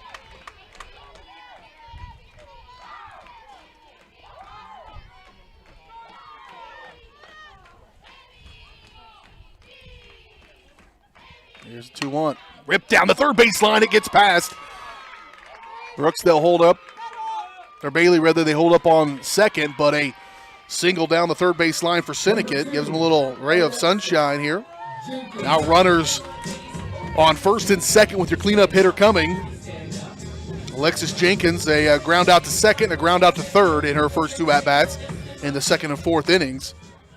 And a chance with runners on the bases, only one away here in the bottom of the sixth inning. Trojans trying to get back from a 4-run sixth, and Jenkins going to get one over to second. There's one coming over for two. They get it. That'll end the inning. It's pretty good. Round out the second double play.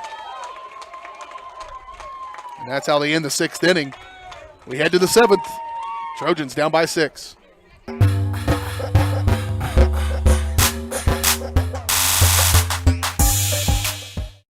Ag Choice of Hepler is a proud supporter of Girard Trojan Athletics. Of course, Ag Choice has all the products you need to keep your crops growing, like fertilizer, crop protection products, and seed. But Ag Choice is also the first stop for keeping your livestock operation going, with a great selection of farm supplies, equipment, and quality feeds. To find solutions to all of your agricultural needs, contact Ag Choice of Hepler at 620-368-4347. Ag Choice of Hepler is a proud supporter of the Girard Trojans. When I wake up in the morning, love, the sunlight hurts my eyes, then I look at you, and I know it's gonna be a lovely day, lovely day, lovely day, lovely day.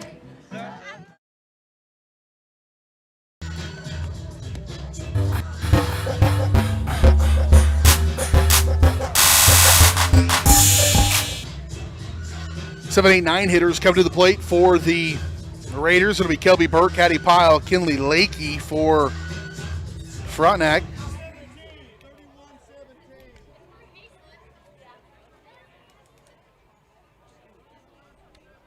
So new pitcher in for the Trojans, as Sydney Hessong going to come in to pitch for the Trojans. Sophomore pitcher going to get one inning here. Maybe coach thinking this one get away from Robinson just a little bit, but get some work here for the sophomore and Hessong.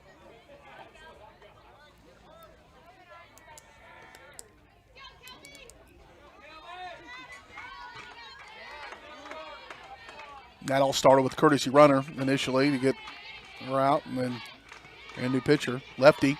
Good first pitch from Hessong. Maybe not quite as much mustard on it, but that was a good pitch on that first pitch from Sydney. A 1 count. Low this time. On the delivery to Kelby Burke. Burke pop out to the catcher, strikeout, pop out. So 0 for 3 on the night so far for Burke.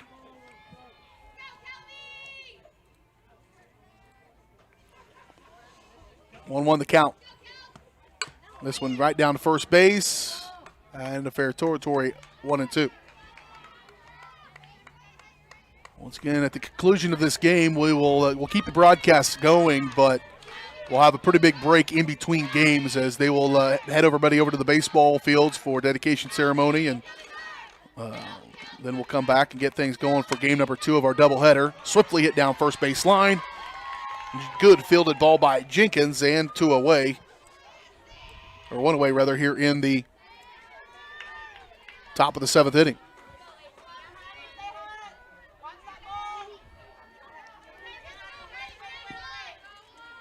So far, good outing here. One batter faced for Hessong, 1 away.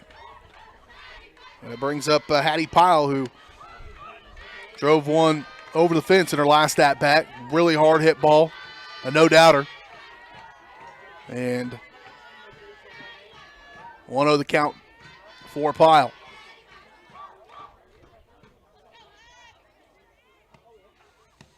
There's a changeup by Hessong and gets her out way in front of that one.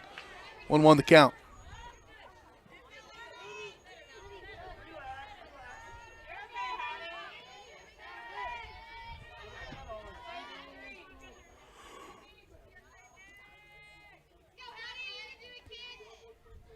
One the count. Foul territory down the left field line, third base line. It'll bring up a 1-2 count. One out here in the top of the 7th inning. New pitcher Hessong battling away here with Hattie Pyle. Hideaway, ball 2, 2-2 the count.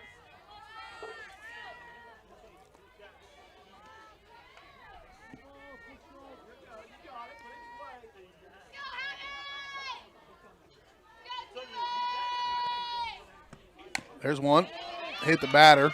Come off her foot. Kind of a little hobble as she come out of the batter's box. It'll be foul ball. It'll stay 2-2.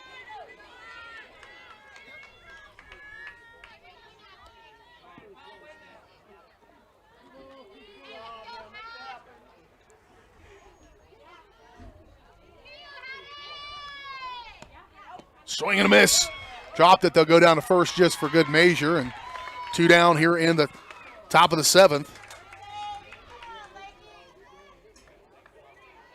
And that'll bring up Kinley Lakey, the designated player, the number 9 hitter.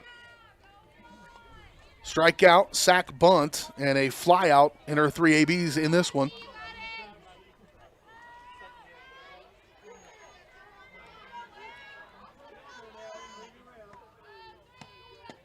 First pitch low and away, ball 1 from Hessong.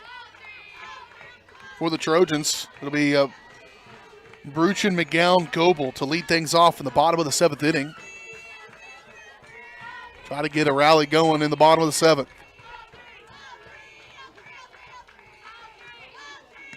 Good pitch, strike 1, 1-1 the count. A little more consistent control so far from Hessong.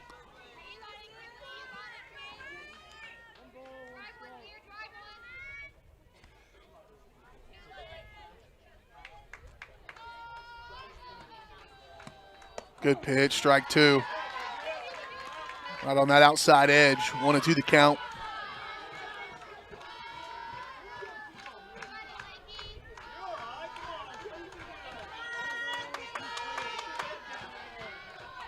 One and two, 2-way. I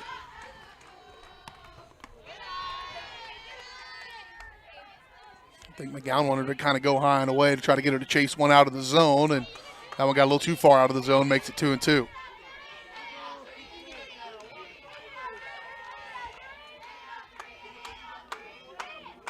Two and 2. Hard hit in the gap between third and short. That's going to allow Lakey to reach for the first time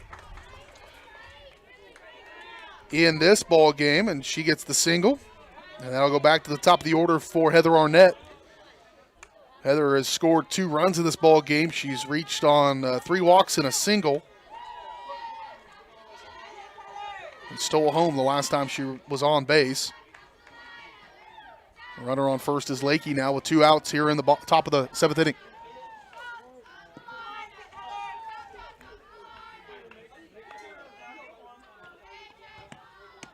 Strike 1. Caught that inside corner. It's going to be a hard pitch to slap hit. Coming that far inside on this left-handed batter. And I think she knew that. And if I'm Hessong, I try to stay right in that same area. Make her try to chase one down in that low and inside, but in the strike zone. She turns on, might take somebody's head off on this first base line, but that's a great pitch. Down to first, nobody covering. McGowan just lets it go, but nobody was over there. And that was his second strike on Arnett. 2 down. Runner on second on a stolen base by Lakey. 0-2 count here for Arnett. That one high out of the strike zone. Ball 1.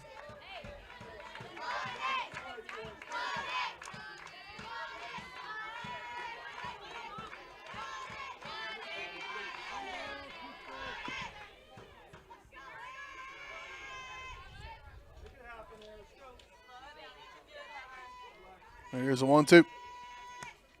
Foul back. It'll stay 1-2.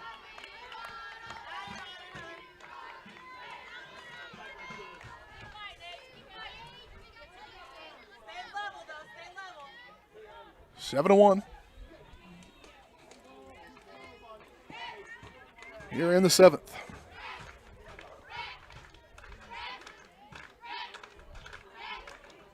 1-2. Stayed with it over to left field. That's going to drop. That's going to score 1. Lakey will come. Arnett's definitely going to get the third. It's going to be real close to a 4. She could have sent her.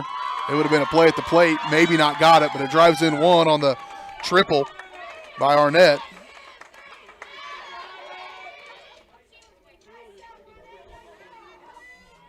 Lakey scores, and it's 8-1.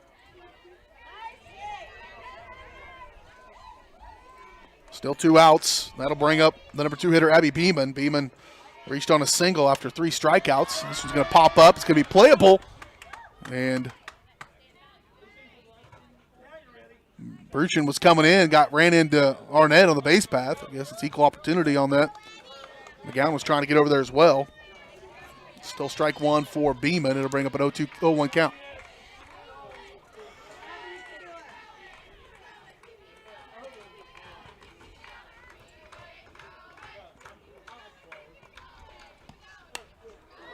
Oh, now the count for Beeman.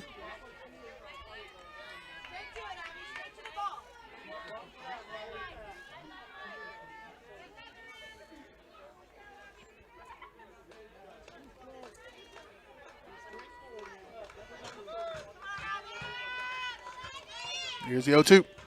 Foul back out of play.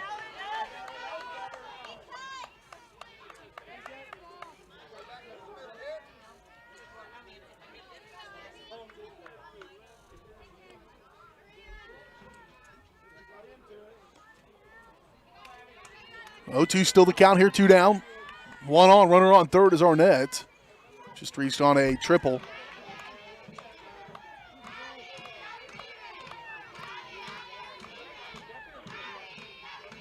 And has Song to deliver on the 0-2.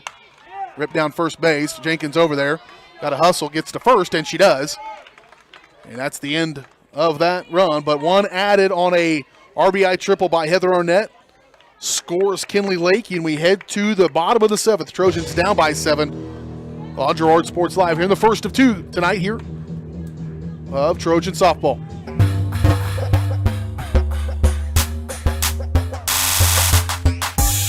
For more than 20 years, Call Service has been serving Southeast Kansas. Call Service has a huge selection of tires from great brands, including Michelin, BF Goodrich, and Uniroyal. Farmers and ranchers trust Call Service with fast, reliable, on-the-farm service daily. Plus, Calls is the first stop for lube and oil changes in Girard. Get back in the game with a stop at Call Service. Check them out online at callservicellc.com or call 620-724-4121. Do you have a construction project that just needs that custom touch? Are you looking for a contractor who can get it all done? Roof to floors and everywhere in between? Then call Dustin Sneed at DS Construction. With more than 20 years of industry experience, DS Construction specializes in new construction, roofing, renovations, and more. There's no job too big or small. For a free estimate, call DS Construction at 620-724-0209. That's 620-724-0209.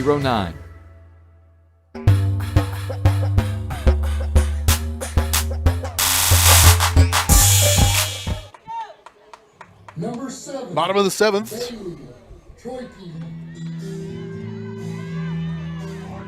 Bailey Troike actually leads off. I had Bruchin, but I'd written in the wrong spot there. So Bailey Troike, who had a double to lead off the 5th inning, got him going a little bit, scored a run as well. The 1 run is her crossing the home after a double.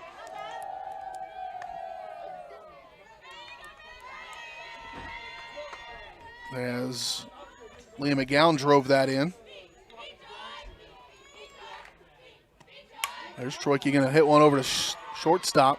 Arnett to first and 1 away. And that will bring up Sam Bruchin. Bruchin a fly out and a sac single to move Troike over to second.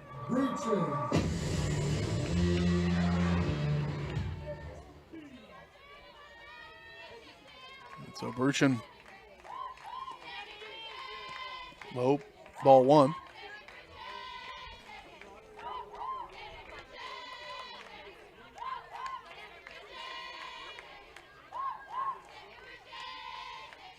One the count here for Bruchin.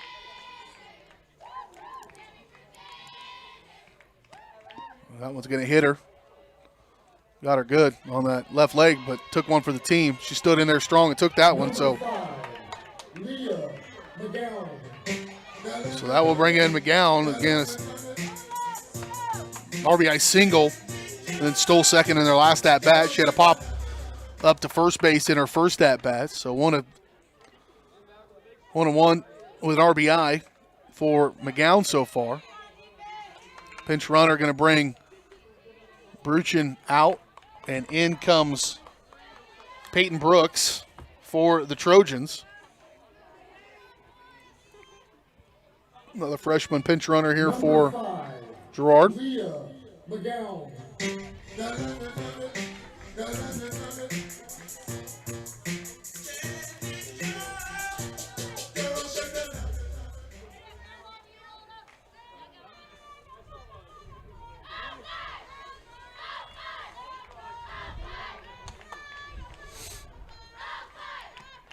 Oh, that's going to poke over. That might fall in front of Beeman. No, it doesn't.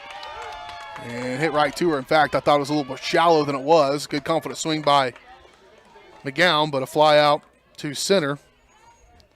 And it will bring up Sarah Goebel as the Trojans have 2 outs now here in this 7th inning. Sarah Goebel.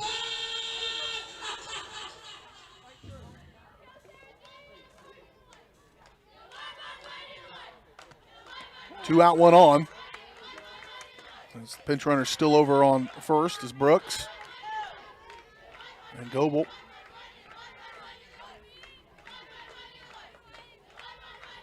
Oh, 1 count for her. She'll hit one right back at the pitcher. Over is Arnett. Easy to second, and that's 1. Well, the Trojans fall here 8-1 in the first one, as it was a close ball game for a good portion of it, but eventually things kind of got out of hand on them in the 4th inning. We'll talk more about it. We'll take a quick break. We'll come back, have a brief post-game show, and then again we'll have a bit of a long break in between games. We'll come back, get things going to the second game and our nightcap in just a little bit. We'll come back and recap this one and take a break right after this on Girard Sports Live.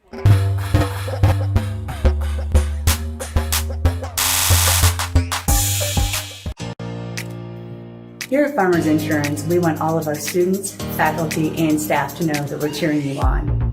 This year, we would like to spotlight a student or staff member of Girard Schools as part of our weekly Girard Sports Live broadcast.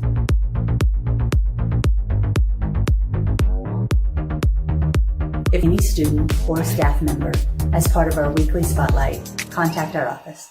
We are farmers. Bum, bum, bum, bum, bum, bum.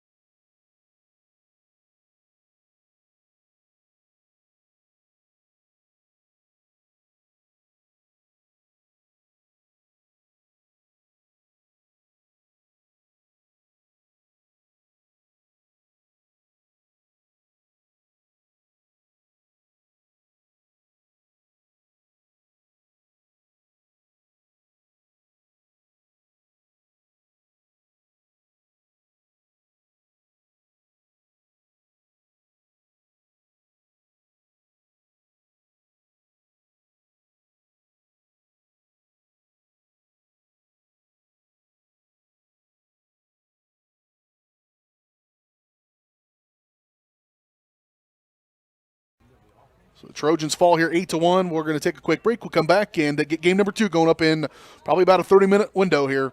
Stay tuned for more Trojan softball right here on Girard Sports Live.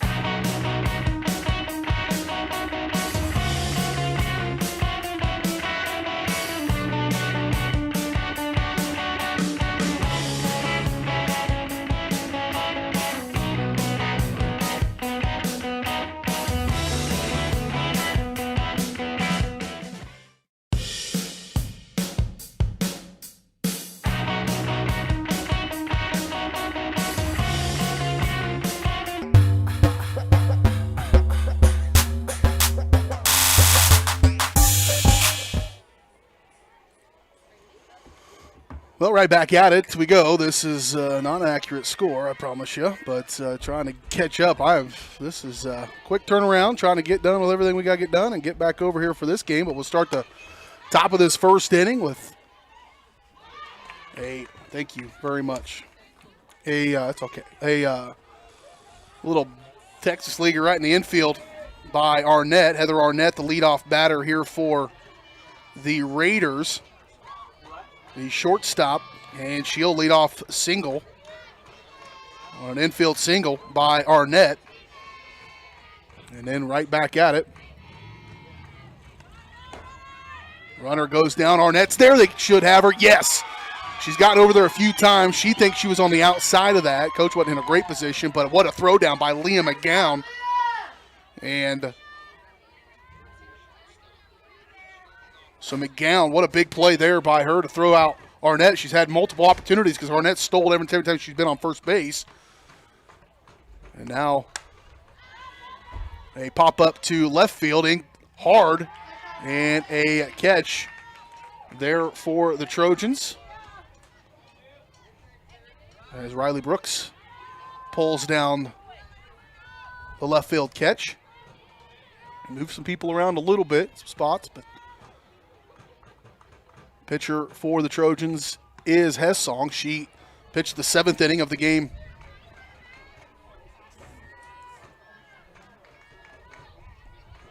Before this, and had a pretty good outing.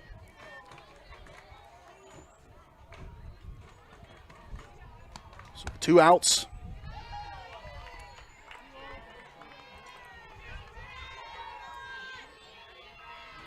Here in the first, ice cream truck in full effect.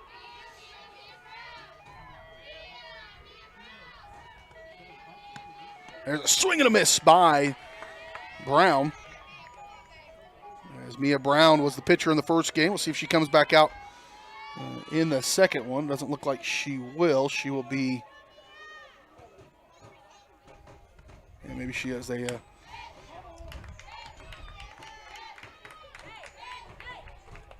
actually might flip the catcher and the pitcher. It looks like in this second one, Brown's going to go behind the plate, and Hayslip's going to be the pitcher.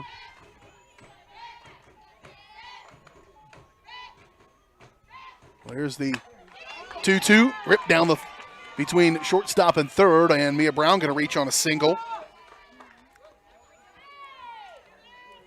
And that'll bring up Caitlin Hayslip.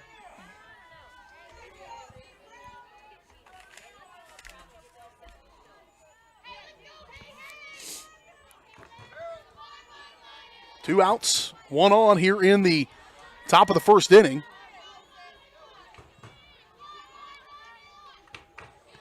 And Hessong delivers, catches the outside. That was a strike in the first game. New behind the plate, they switched spots. And so you got to deal with a new umpire and see what the strike zone might be. That one was close. 1-0 count.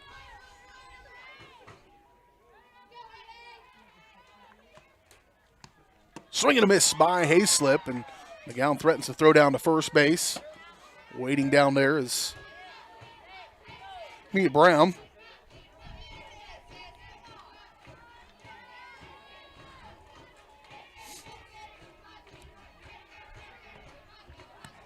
This one high out of the strike zone.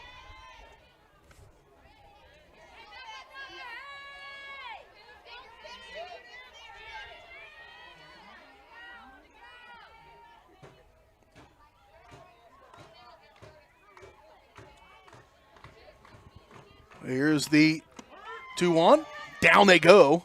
And nearly puts that one on the spot as McGowan, but back in time is Brown, and it will be a 2-2 count.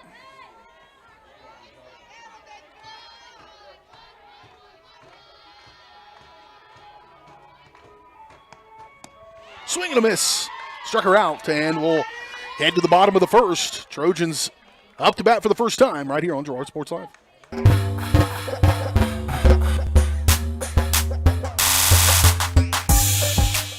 We used to rely on the magnificent Larry for all our entertainment needs. Pick a card, any card.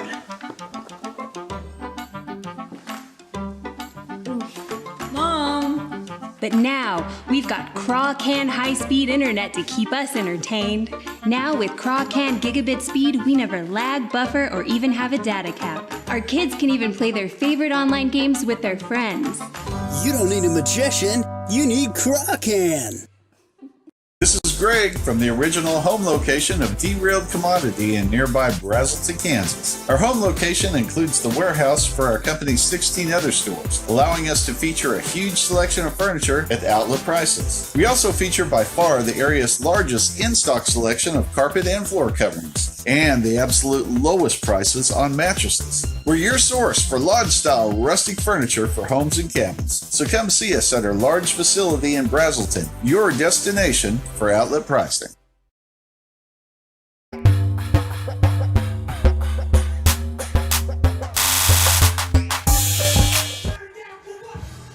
Here we go to the bottom of the first. Trojans coming to bat for the first time.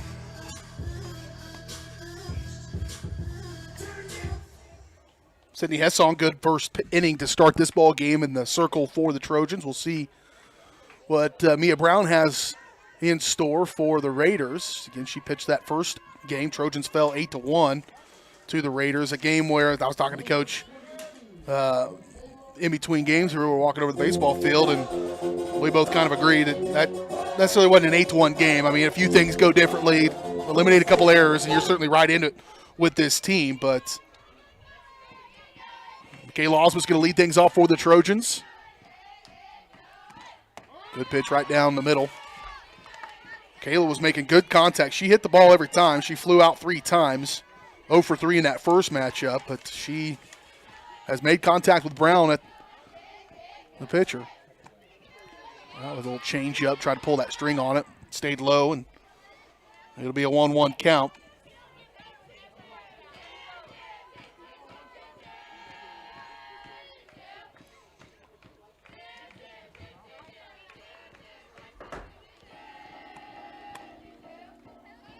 And the 1-1 pitch a little outside, bring up ball 2.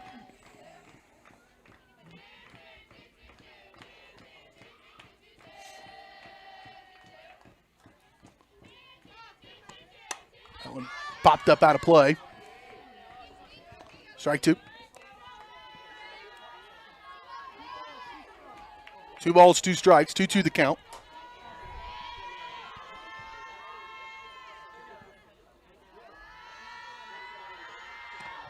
There's Osmus, gets a hold of one to left field. Deep it goes, and it's gone. How about a first at-bat home run by the senior, Michaela Osmus. Just drove it right into the cheap seats. Battled in that at-bat, was down 2-2, or sitting there at 2-2, and gave one a little bit of a ride. And so the Trojans with their first lead of the day, as Michaela Osmond starts things off with a home run over the left field fence. That'll bring up Emmeline Sinnekit, the center fielder, and the number 2 hitter here for the Trojans. She's going to get a hold of one down that left field line.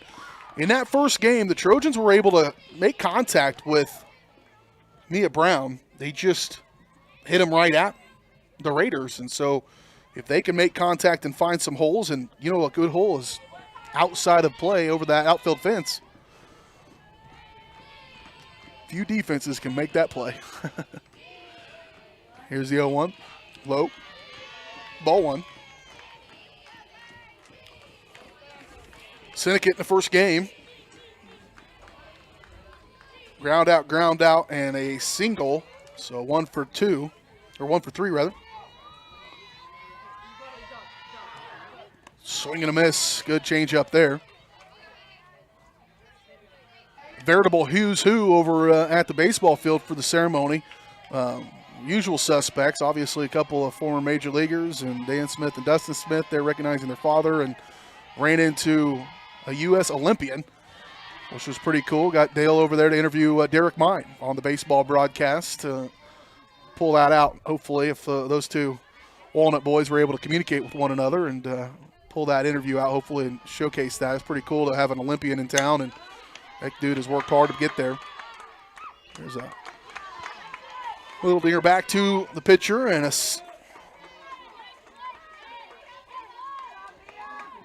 one away for the Trojans. Emmeline Seneca a ground out. Derek Mine going to represent the United States in the U.S. Olympics over in Tokyo in the trap shooting competition, and he is one of the best in the world at that particular discipline. His father as well, Rick Mine. There's a grounder over to Arnett. She's a vacuum cleaner over on that far side. And another ground out by Alexis Jenkins. And that'll bring up Bailey Troike. Troike had the run scored in that first game, and she got a double, had one of the better hits of the game, and then scored a couple of at-bats later on a single by Leah McGowan with a lone RBI in that first game.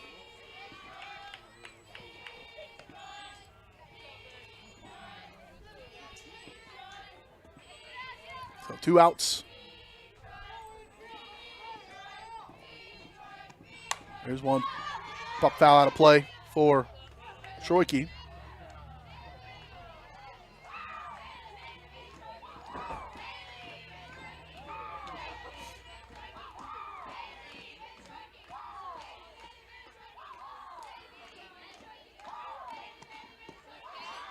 Now in ball inside. 2-2. No, 2-1. The count here for Troike. That one foul back again. And now 2-2.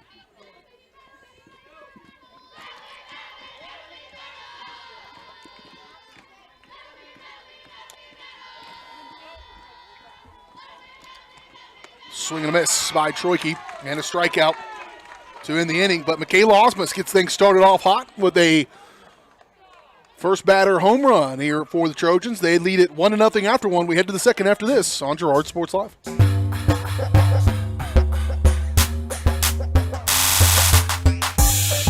Do you have a construction project that just needs that custom touch? Are you looking for a contractor who can get it all done? Roof to floors and everywhere in between? Then call Dustin Sneed at DS Construction. With more than 20 years of industry experience, DS Construction specializes in new construction, roofing, renovations, and more. There's no job too big or small. For a free estimate, call DS Construction at 620-724-0209. That's 620-724-0209. For more than 20 years, Call Service has been serving Southeast Kansas. Call Service has a huge selection of tires from great brands, including Michelin, BF Goodrich, and Uniroyal. Farmers and ranchers trust Call Service with fast, reliable, on-the-farm service daily. Plus, Calls is the first stop for lube and oil changes in Girard. Get back in the game with a stop at Call Service. Check them out online at callservicellc.com or call 620-724-4121.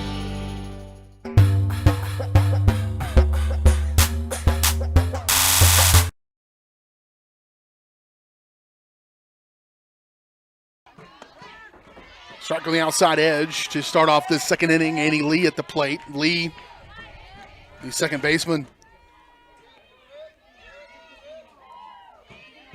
She had an RBI double, another double, and two RBI doubles. Definitely was probably the player of that game. She drove in 3 runs on 3 for 4 from the plate in game number 1 to Annie Lee, and she'll lead things off here in the second.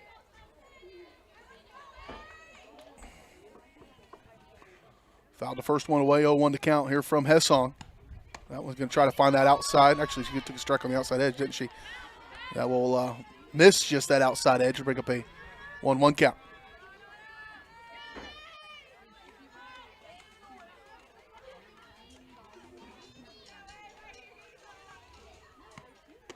Going high, a little outside the zone. And the throwaway there.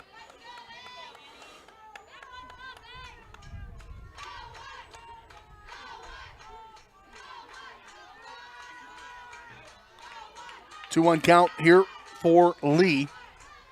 As Hessong deals.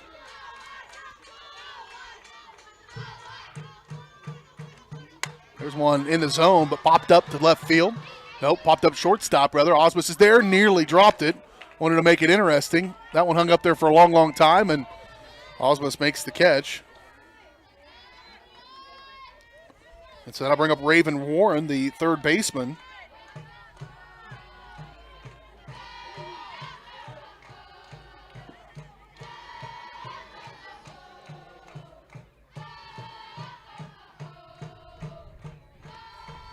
Warren low, ball one.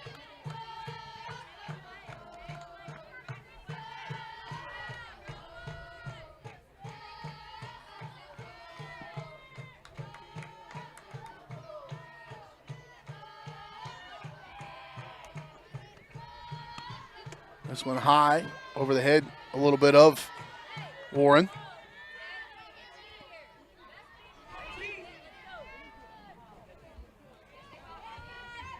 So 2-0 count for Warren, one away. Here in this second.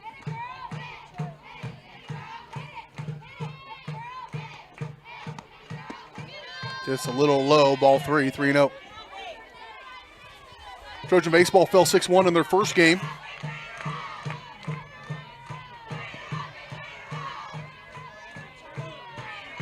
And ladies fell 8-1 in their first game, so Raiders having the best of them. So Trojans have the lead for the first time here tonight over here.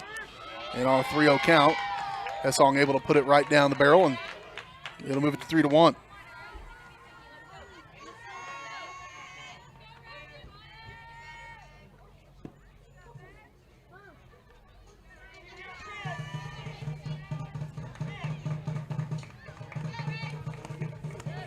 And a ball four walk for Raven Warren.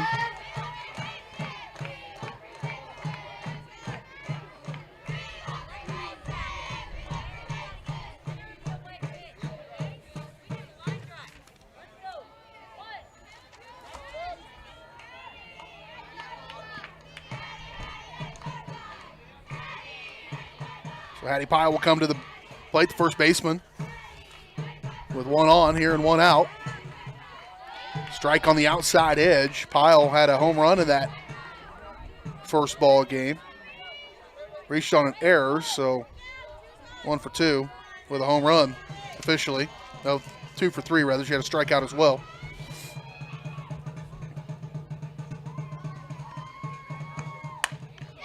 There's a stroke by Pyle. Kind of that same spot. This time, though, doesn't quite make it. Warren on her horse down to third base, and Pyle reaches to second. That'll move all the runners over, so a double with one out there by Pyle.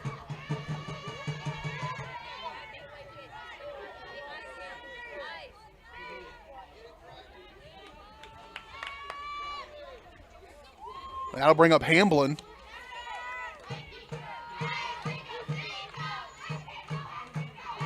With 2 on and scoring position with 1 out. A good opportunity here for the Raiders. Hamblin, who did not play in that first game, is at the plate now.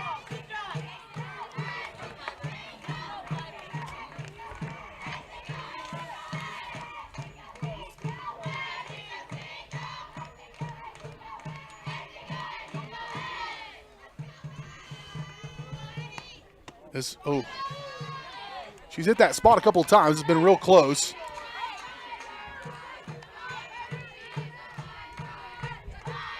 One and one to count for Hamblin.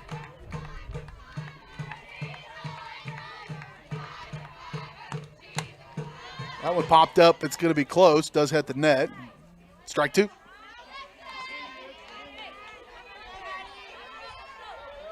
Biggest jam so far for Hessong, with 2 on and 1 out. Hattie Hamblin. That one's going to be over to Osmus. She'll field it. She'll go home with it. And that'll load him. It'll hold that 1 run.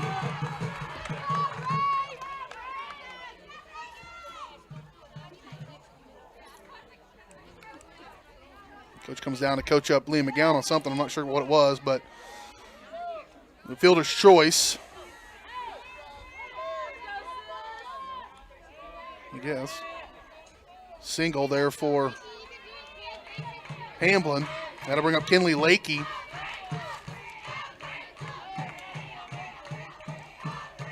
Lakey 0 for 4 in that first, 1 for 5 in that first one. Strikeout, sack, bunt, fly out, and a single.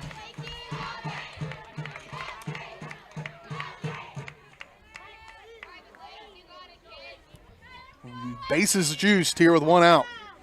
Trojans going to have to really dig deep here to get out of this one. Trying to bail out a sophomore pitcher. Again, I mentioned it early in the broadcast, but sophomore means freshman for these kids at high school wise. This is they did not get a season a year ago in high school. Probably played some summer league stuff, but probably one of the tougher moments that Sydney Hessong has found herself into over the years of pitching. Test her wherewithal just a little bit. Now she's at a 3-0 count. 1 out, bases loaded. Not ideal for the Trojans here. Heather Arnett coming to the plate.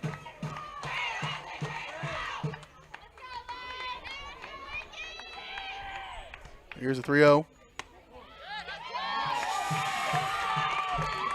Probably hadn't, if she hadn't thrown 3 straight balls, it probably would have been a possibly a strike. It was real close, but now Heather Arnett going to come on. Base is still loaded, and it's 1-1.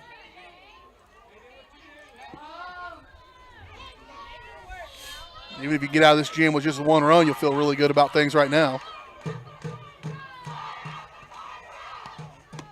High, ball 1.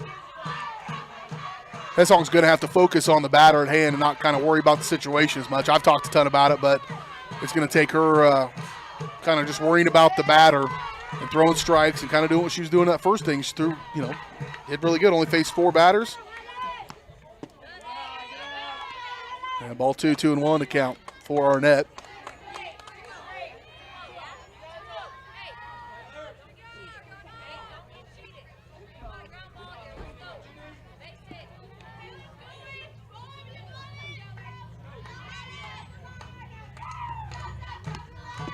Strike down the middle. That's a good pitch to hit for Arnett. She missed one there. For a slap hitter, that's a good, in fact, where that ball was placed, if she could have got around on it, it would have been probably spun out there to left field, and that's not necessarily where we always try to put it, but just get some contact, get down the base path, but 2-2. Caught the inside. 3-1 rather, 3-1 to count.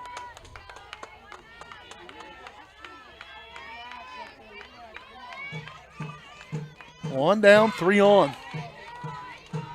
Here in the top of the second.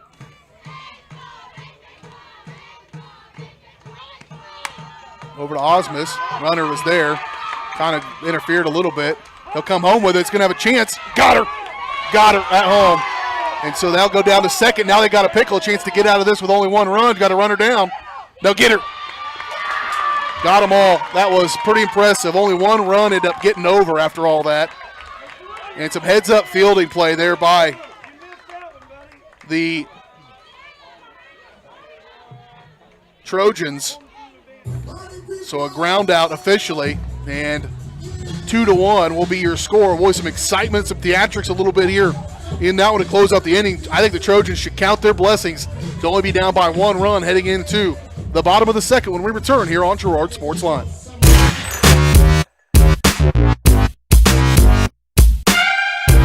Farm Bureau is proud to support Girard High School student athletes. At Farm Bureau Financial Services, their #1 goal is to make insurance simple. Agents Judge Sasho, Lori Johnson, and Lisa Sasho take pride in educating their clients and members. There's a lot of information out there, and at Farm Bureau, they can explain it in a way that relates to you, so you can apply it to your life, family, farm, and future. To learn more, contact Judd, Lori, and Lisa at 620-724-4213. Go Trojans! Farmers Bank is a proud supporter of the Girard Trojans. For years, our customers have worked with the Farmers Bank staff located in Walnut, St. Paul, and Hepler. Now, with our new location in Girard, the community can experience the same service that has kept families coming back to Farmers Bank for generations. Stop by and visit our friendly staff at Farmers Bank at any of our locations in Walnut, St. Paul, Hepler, and Girard. Equal housing lender, member FDIC.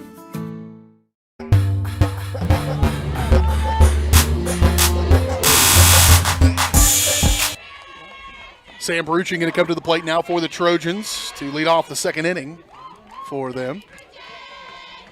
Third baseman going to hit it that direction. Over is Arnett, and on the money. Arnett fields that one well. Ground out.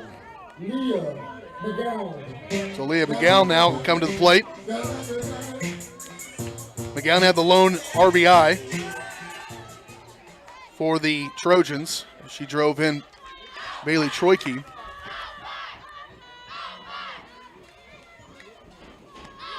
That was a first pitch. She was taken all the way. Otherwise, that would have been a good one to turn on.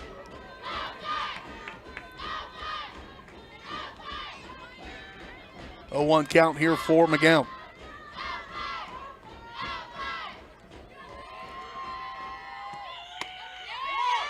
Missed outside. It's been consistent out there. I mean, again, those were strikes in the first game. Just missed a little outside. Here's a 1-1. McGowan late to turn on that one. Hard to make a decision once the ball's left her hand to whether you're going to swing on it or not. Just kind of waited to that one, see how it was going to come, and thought, oh man, that's a good one. I better swing on it. Lucky to make some contact at all, but it makes 2 strikes, 1-2 here for McGowan. Swing and a miss. Struck her out. Just missed outside. Got her to chase one. First strikeout of the ball game for Mia Brown. No, second rather. Number 1. Got to bring up the right fielder, Sarah Goebel.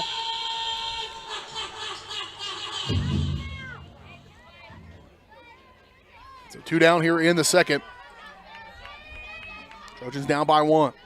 Could have been way worse. First pitch, ball low.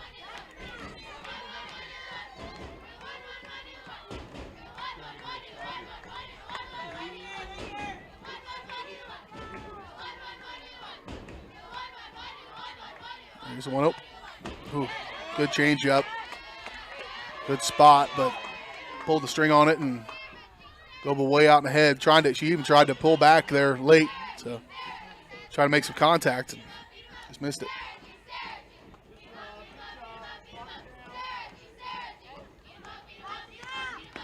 That one gets away from him. Ball 2.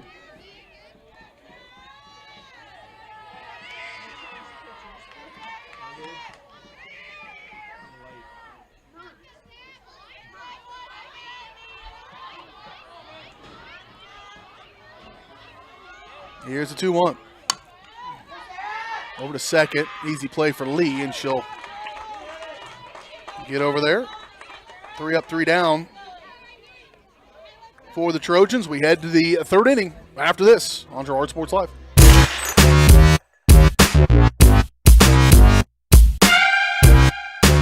Girard Medical Center now offers both outpatient pulmonary and cardiac rehabilitation services. Our approach combines physical therapy, respiratory therapy, behavioral health, and nutrition to help you become more fit and active. With cardiac and pulmonary rehab, we want to focus on lifestyle changes. We provide people with education to help prevent further events. Each treatment is unique to the individual patient because at Girard Medical Center, we care for our communities one patient at a time. Call us at 620-724-5126.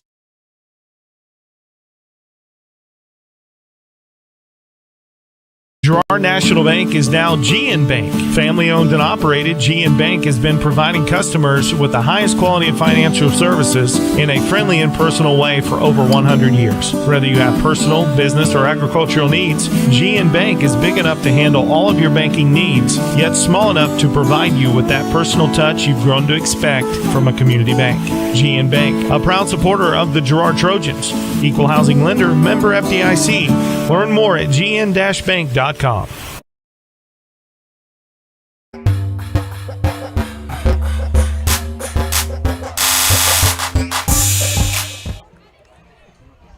Head to the top of the third inning. Trojans down by 1. Raiders had bases loaded for a good portion of that second inning. Trojans able to get out of jam in a double play. An exciting double play to end the inning that brings up Abby Beeman.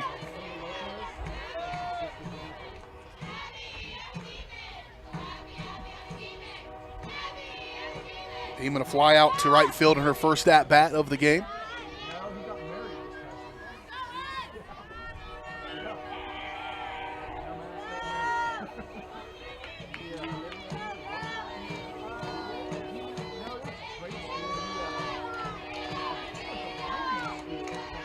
Two-0 count here. New pitcher in the ballgame, by the way, for the Trojans as Danica Lopez is going to come into the circle. It's outside, ball 3. Same official that was on the pace pass earlier that was pointing out and talked to these pitchers. I think something about the rubber, perhaps.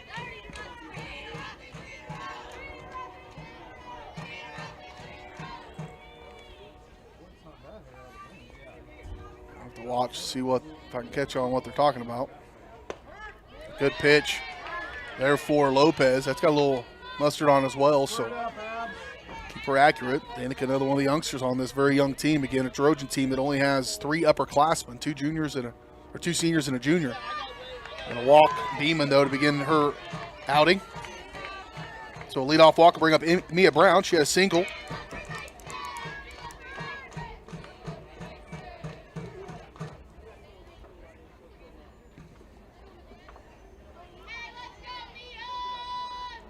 There's a dish by Lopez, trying to bunt one, strike 1 for Mia Brown. 0-1 to count.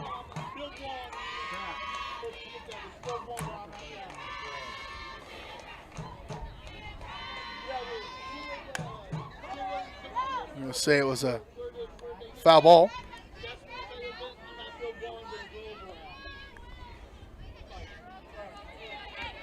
Foul ball will bring up an 0-2 count here for Brown.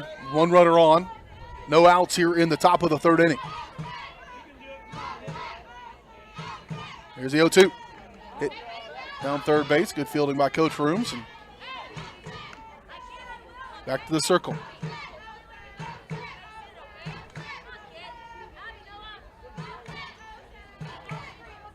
Beeman over on first base. Speedster over there as well.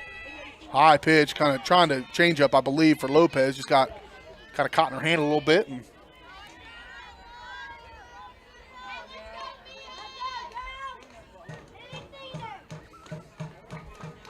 1-2. Low. That's going to move Beeman easily over to second, maybe turn for third. Gowan's got a pretty good arm, and I'm going to test her.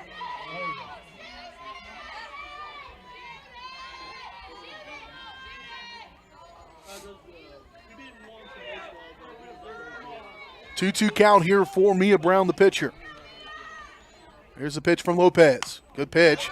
Going to trickle into foul territory. It'll stay 2-2. Brown's had some pretty long at-bats here today. She had a long at-bat in her first one, but struck out eventually. Had a fly-out, strikeout, fly-out. So 0 for 4 for Brown, but she has made her work for it. That one going to ripped into left field. Back goes Brooks, and it's not going to be there. The freshman gets tested. Beeman gets held. But it'll be a double by Mia Brown. And so now she's singled and doubled in 2 at-bats here in game number 2. That'll bring up Caitlin Hayslip.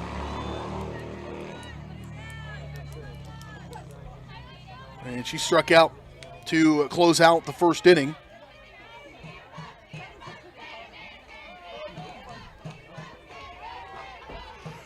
Good pitch from Lopez. Swing and a miss by Hayslip. It'll bring up an 0-1 count.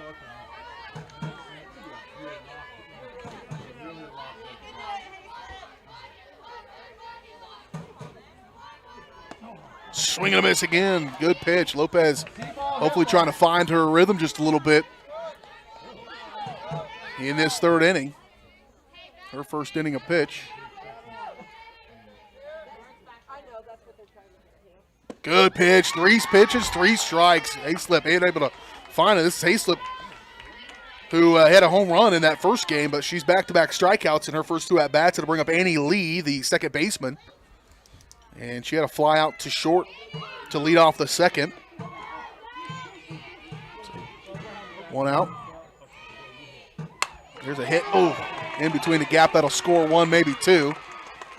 It does not. It will score Beeman. And the Raiders will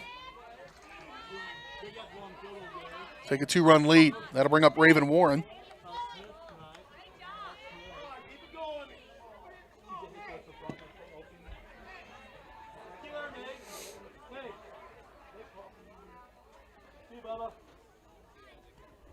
Warren way out ahead, throw it down to second, and McGowan trying to put it in a spot, and that's probably ill-advised decision because that'll easily score Brown from third. And I think she was trying to catch her because she was going to have a good head start and a good opportunity, but you still got to throw it to the bag if somebody's coming over there, and that's one you'd like back if you're the Trojans.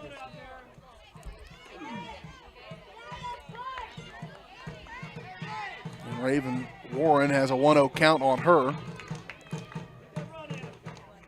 Now out on third, or on second rather, is Annie Lee. She's looking at going to third. 2-0 count now for Warren.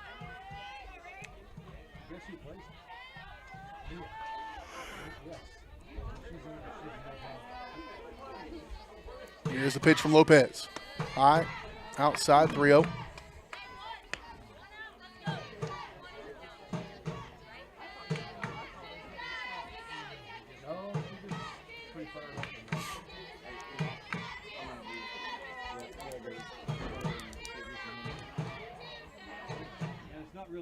High, ball 4. That'll walk Warren. And now runners on first and second with 1 out. Coming to the plate is Hattie Pyle, and Pyle is connected on one that went over the fence. Doubled in her last at-bat.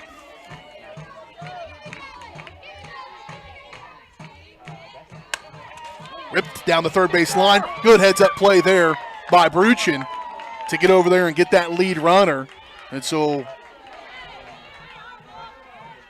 moves the runner up to second and Warren, but nice play.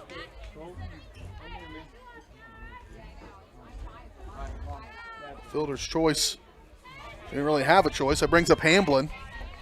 And inside on her.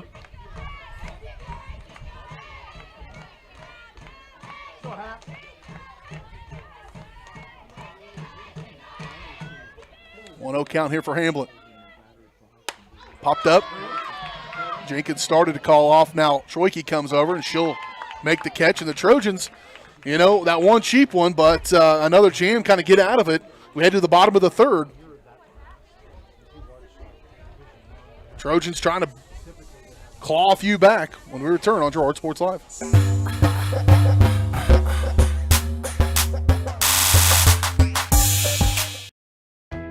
Hydrix, your dependable independent. Depend on us for service, for selection, for price. Get huge Samsung savings. Leave notes, sync calendars, and display your photos on the new Samsung Family Hub refrigerator. Plus, get free same-day delivery. Why shop for appliances where the motto is do it yourself when you can depend on the know-how of people who live appliances every day? The only thing better than our price is our service. Hydrix, Fort Scott, and Girard. You're in the market to buy or sell a house, land, or commercial space. Look no further than Lehman Realty. Locally owned and operated, Jason Lehman and his staff are ready to meet the needs of every client. When it comes to your listing, you can trust that Lehman Realty will take the time to get to know you and your property. Lehman Realty is a proud supporter of Girard Trojan Athletics. Learn more at www.lehmanrealty.net or call Jason at 620-724-8020.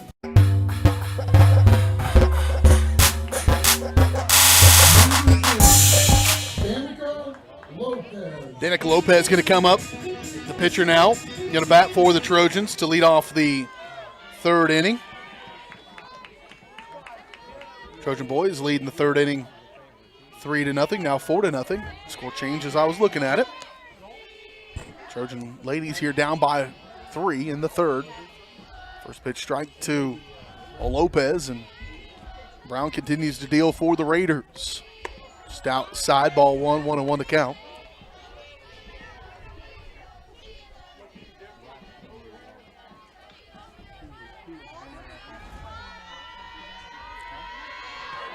There's a good hit. That's going to be a single for Lopez, trying to help her own cause, and good contact and finds the gap over there. So, and good speed on first base as well, and a leadoff single by Lopez. We'll go back to the top of the order for the Trojans. No, excuse me, bottom. Here is Riley Brooks, the freshman, can come to the plate, I believe.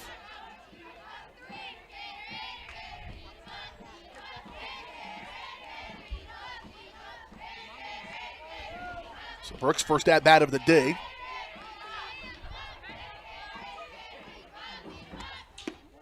Ball one inside.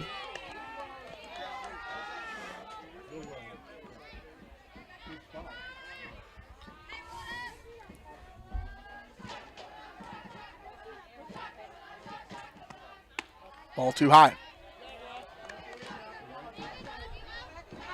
One on, no outs. Lead off single by Danica Lopez. Number 8 hitter, now the number 9 hitter in Riley Brooks. That one fouled back out of play. Strike one.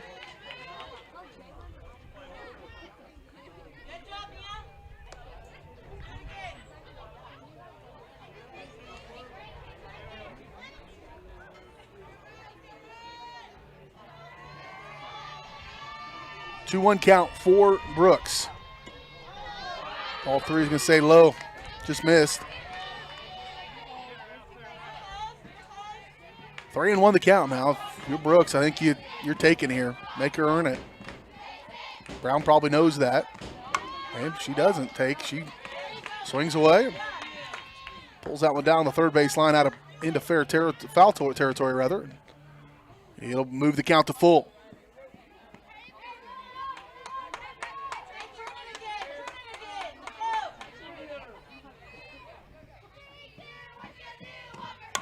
That one blooped out into a gap and far left center field, tracked down by Beeman. A good contact though by the freshman, and just got caught, so it will officially be a fly out there to center. So that brings up Mac. Senior Michaela Osmus had a home run to the first at-bat of the ball game for her. 0 for 3 in the first game, but made good contact. Almost on cue, I said, she'd been making contact. She gets a hold of one and sent it over the left center field fence. More left field fence, actually. Right now, the American flag flying out there, if you can see that. You probably can't. 1-0. Osmus fouls that one off in the batter's box. 1-1 count. Danica Lopez remains over on first base. One away here for the Trojans. Here's a pitch from Brown. That one mishit a little bit. Warren over to second, and she's safe at first. But nice job by Annie Lee to go up and grab that and come down. Not exactly on the spot from Warren, but still really good play. And number 55, Emmeline Sinek. Emmeline Sinek will come out. She grounded out to the pitcher in the first at-bat in that first inning. There goes Osmus right back at it. Over, they'll get it just barely. And that will be the end of the third inning. We head to the fourth. Trojans down by 3 on Girard Sports Live.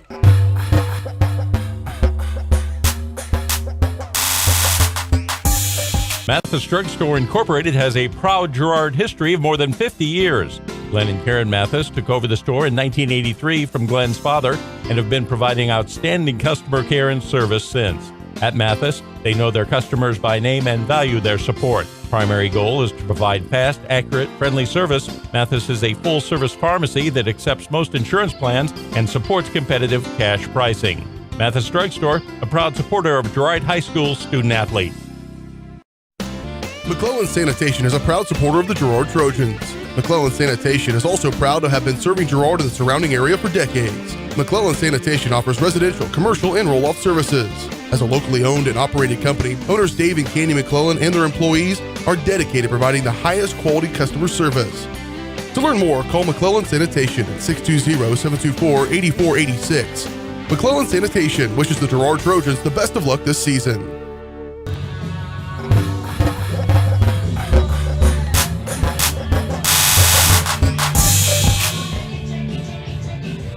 Here we go to the fourth inning.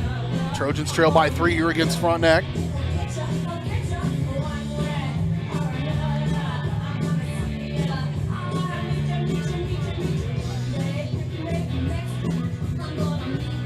Kinley Lakey going to lead things off here for the Raiders to close out this number 9 spot. Back to the top of the order after this one, but she will lead things off. Will Lakey. And it is the revolving door of pitchers now, as Lopez is now out, and in comes Sarah Goebel. So Coach working out everybody, getting a chance to. When you don't have an ace, over there I see Shelby Smith, she was an ace, so you didn't really have to worry about too much. And, of course, they had cross-stepping as well, so there was no doubt about who was going to pitch between those two. And Coach got some youngsters on here, and obviously Robinson, probably the ace of this lineup here, the oldest, the one junior on this team, but Goebel, a sophomore, going to come out there and deal away for the Trojans.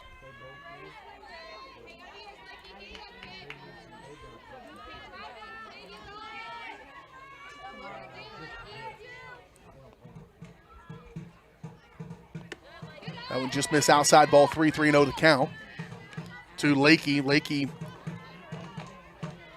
walked on her first at bat, trying to get on as well.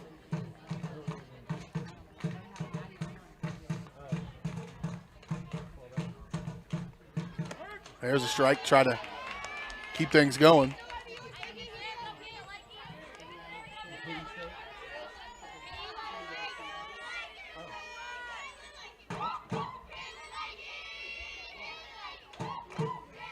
Here's a 3-1. Ripped into left center field, right in the gap. Easily going to be a double. Standing up is Lakey. And a leadoff double for the Raiders. That'll bring up Heather Arnett. Arnett had a single, but ended up getting thrown out at home. No, at second, rather. And then grounded out in her second at-bat. Kind of started all those shenanigans to close out that second inning. She tried to bunt one here, really good bunt. That's going to reach easily. And she'll get the second, or get the first, rather.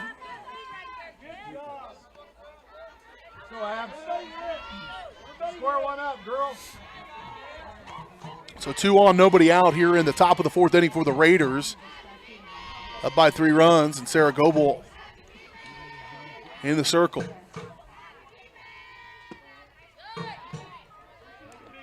Hey, get ready.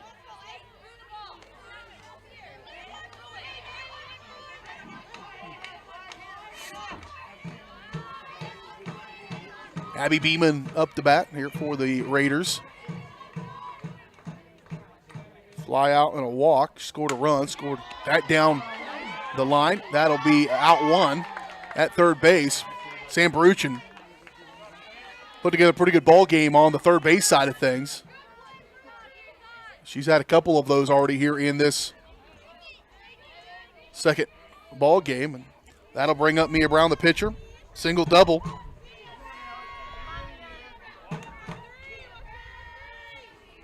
Runners at second, first and second again, going down the third. Got her. Oof. Only way was able to get that was on the outside of it. That throw was kind of on the inside of her, and she was able to go on the outside, or the outfield side, I guess I should say, and just get around that tag. That was a real close one. Another stolen base by Heather Arnett, and likewise Beeman steals second simultaneously, and a fly out to right field. We're going to have a play at home coming in for sure, and that's an easy one for Arnett. So a sac fly by Brown. And that scores Arnett and adds to the Raiders' lead, now 5-1.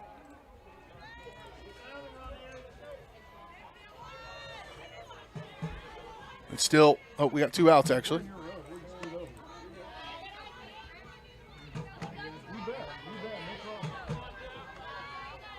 Brings up Caitlin Hayslip. 0 for 2 on 2 strikeouts here in this ball game. 1-0 count here with Goebel. Just missing outside, 2-0.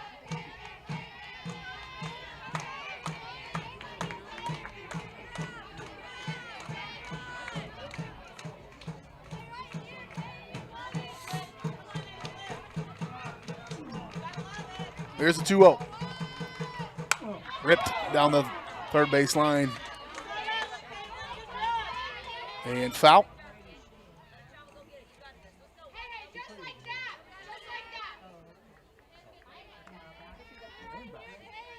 So 2-1 now the count.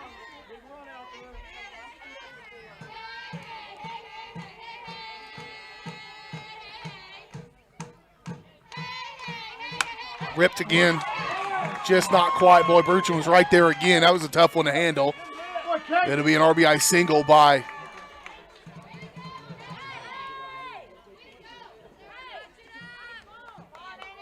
and that scored Beeman. Excuse me, scored, Beeman.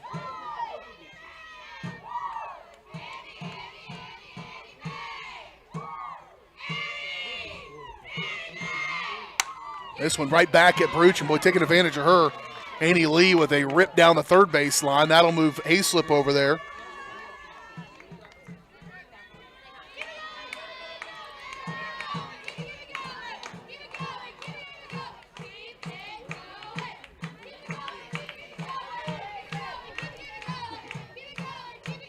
So Raven Warren now up at the plate with 2 outs.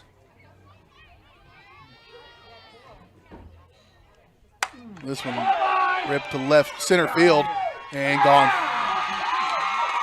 Seneca had moved over a little more to the left center field, trying to give a little bit of help maybe over there, and it didn't matter. End up as a 3 RBI home run by Raven Warren after back-to-back walks.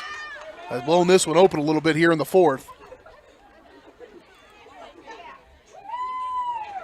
And that's how the last game ended, was 8-1. Now we're looking at an 8-1 here in the 4th. And Hattie Pyle will come to the plate.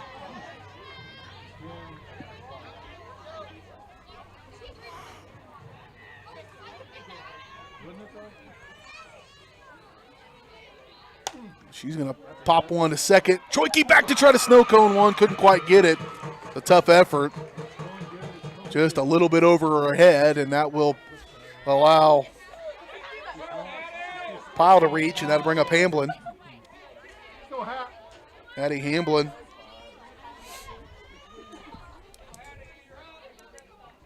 Back-to-back Hatties in the lineup. Goebel a little low. Ball 1. Cool front starting to come in here a little bit. It's cooled off. One of those baseball nights where it's beautiful during the day. When that sun goes down, you better have a jacket with you or a blanket or something. These folks are not rookies out here. There's full setups, coolers and everything else. There's Bruchin over to first for Jenkins. They'll get out of the inning, but not before the damage was done. Picked on Bruchin a little bit. She did some good stuff and then had a few good hard hits, and hard to field those. 8-1 at the bottom as we head to the bottom of the 4th inning. Trojans going to have to try to get some back. See if they can. We return on Girard Sports Live.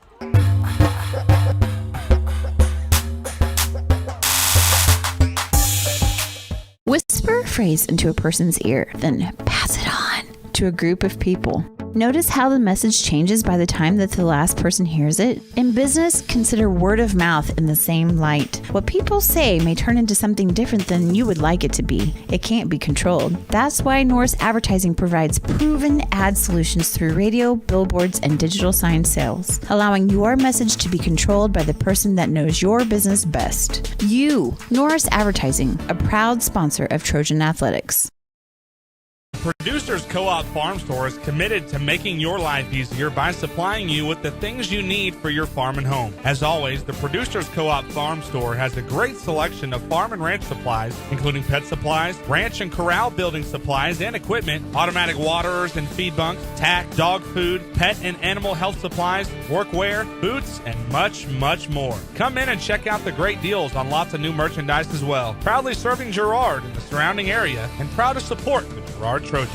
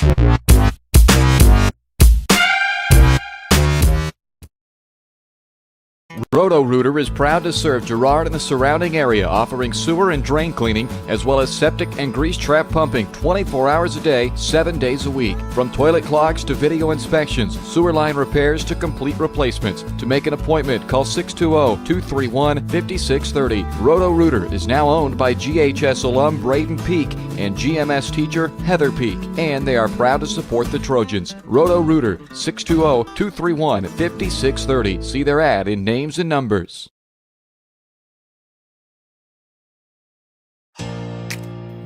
Here at Farmers Insurance, we want all of our students, faculty, and staff to know that we're cheering you on. This year, we would like to spotlight a student or staff member of Girard Schools as part of our weekly Girard Sports Live broadcast.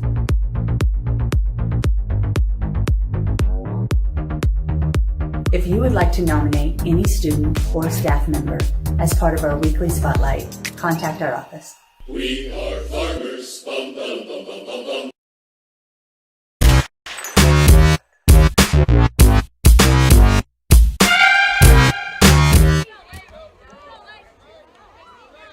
Here we go to the top of the fifth.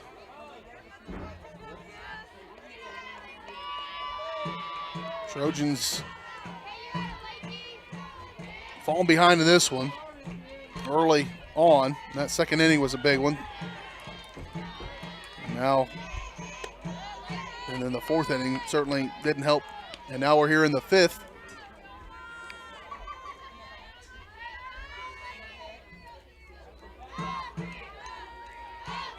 And at the plate,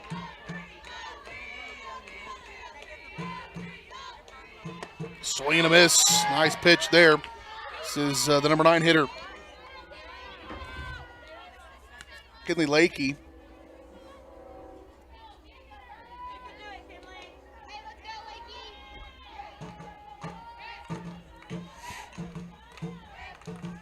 Want to win the count here for Lakey.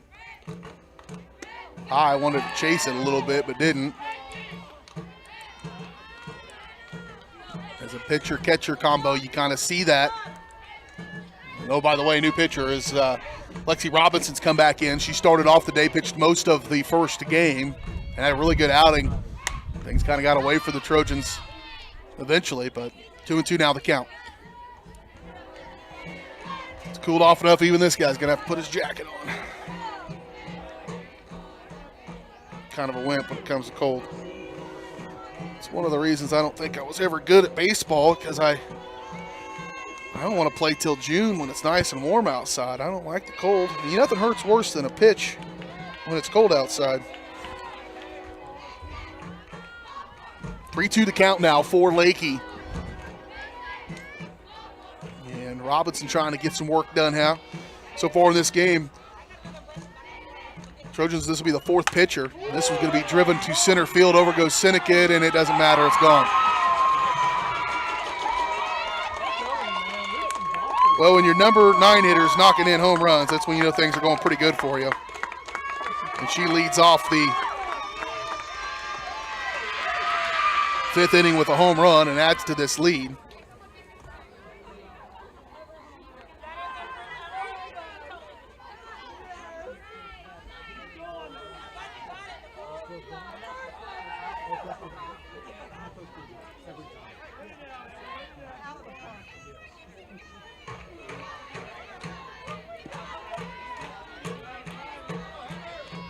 We'll go back to the top of the order then for Heather Barnett.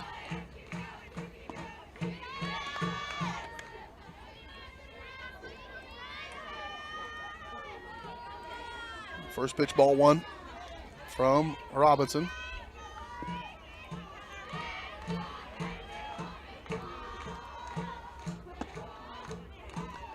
Just a little bit on the outside. Ball 2, 2-0 the count. Nobody out. Home run would lead off from Kinley Lakey. An 8-run game right now.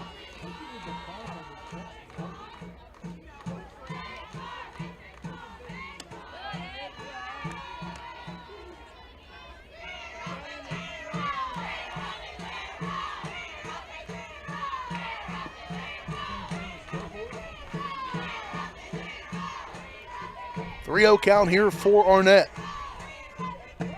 Strike one. She concedes. Indeed, that was a strike.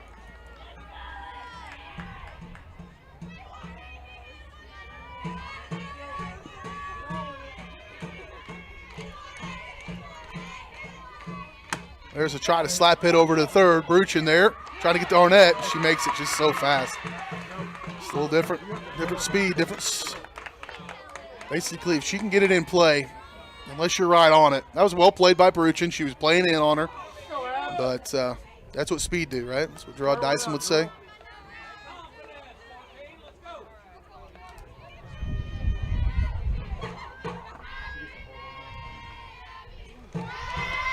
I say in my daily life, that's what speed do more times than I should because this guy has no speed. But basically anything I accomplished that required any athletic ability at all, I follow up with that's what speed do. Nobody would ever have accused me of being fast. 1-0 count. Beeman at the plate here. Abby Beeman, a fly out walk. And a ground out to third.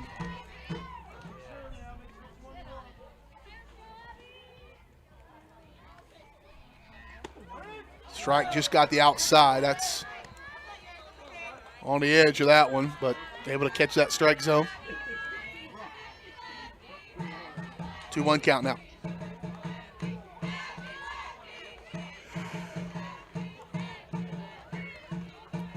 That one's outside, 3-1 count.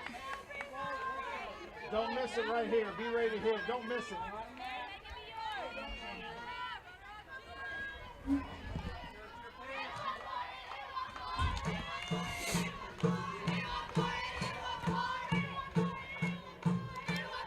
Here's the 3-1. High, ball 4.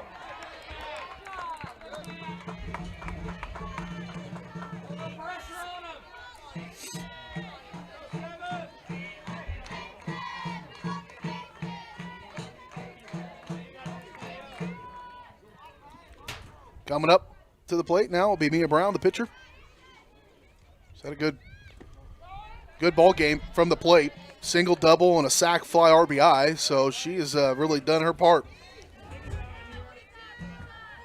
here so far in this one.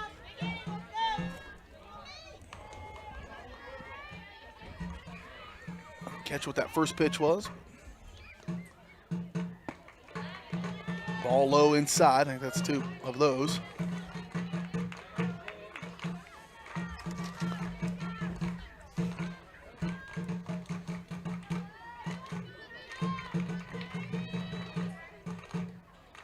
Here's a pitch from Robinson.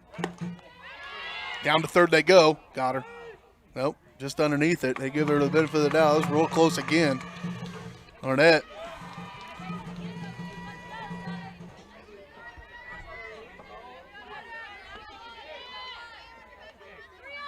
Three-0 count. And ball 4. Back-to-back walks for Robinson.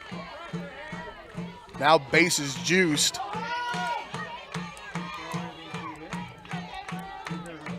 For Caitlin Hayslip, who has a dinger already in this ball game, or in this evening, yes, in the first game.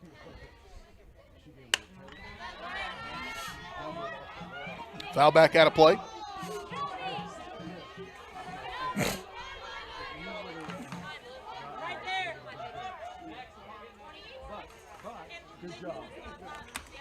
Coach Room's going to sub out a courtesy runner for Mia Brown.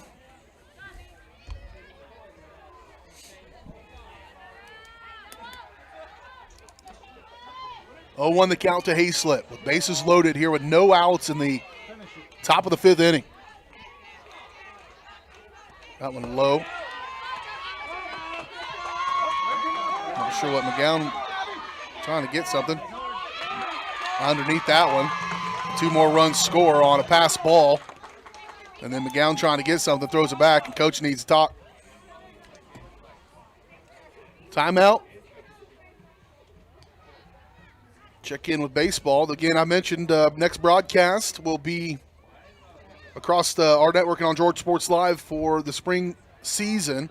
Makeup game with Chanute, a single varsity game on April 27th.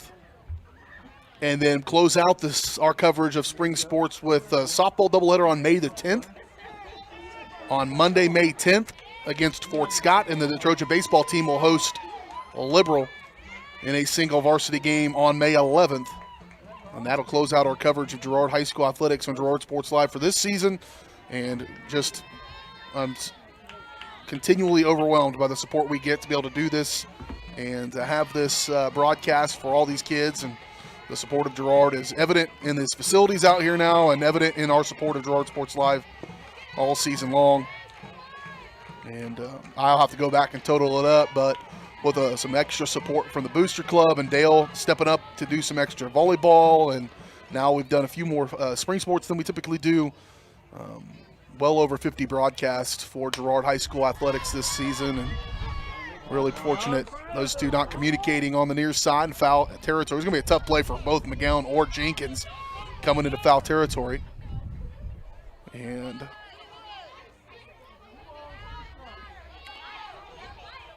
2-2 count now for Hayslip. Again, bases were loaded. Now just a runner on third.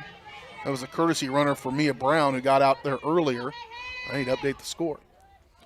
There's Slip turning on one. Over goes, and a play made by Riley Brooks. That's just the first out. Brooks kind of resting on our laurels a little bit, thinking that was over. It was going to be a tough play, but we'll score another one.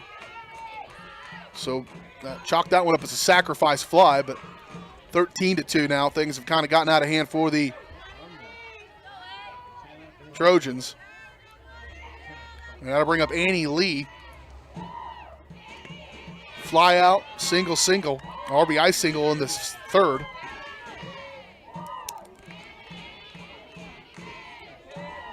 Only one out.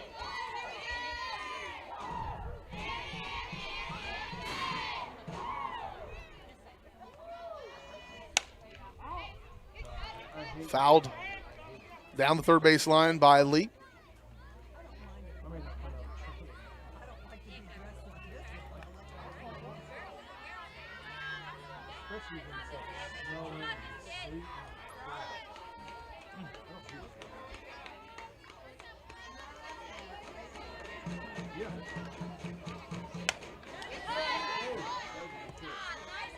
Foul back. Strike two. 1-2 the count for Lee. Just one away here in this fifth inning.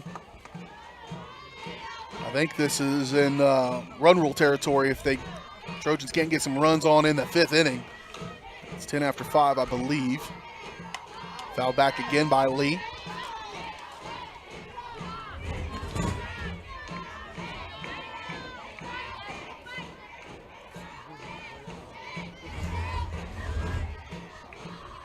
1-2 still the count for Lee. Still dealing against Robinson. Tried a little change up, fouled back. Annie Lee battling here in this one.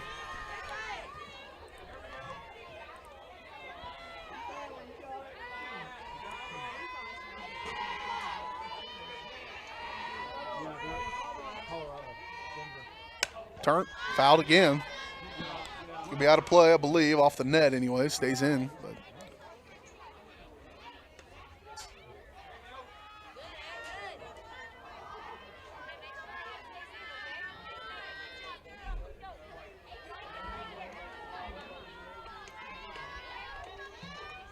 count remains 1-2. One out here in the top of the fifth inning. Trojans down by 11. That one gets away from over the head of McGowan anyways. It's away from Robinson. It'll bring up the count 2-2.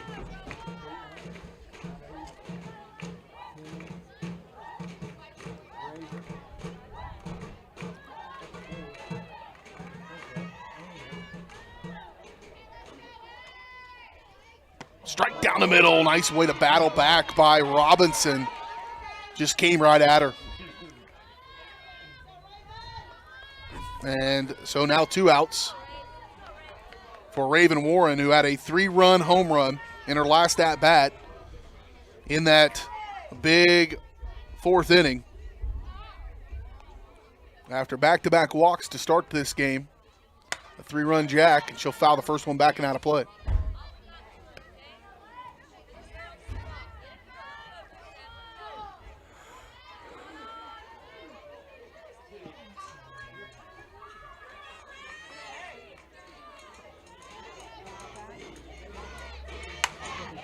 And a hit by Warren. She'll reach base for the 4th time in this ball game on a single.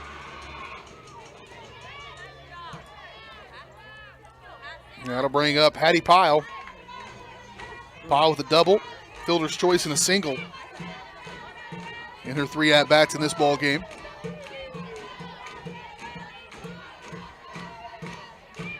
From Robinson, swing and a miss by Pyle. Strike 1.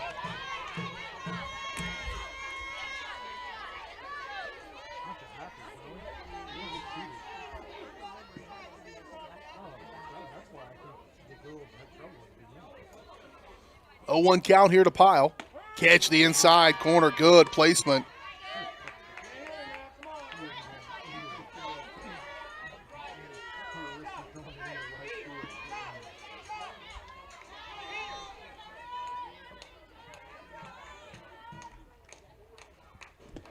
That one gets away. That's going to move Warren over to second.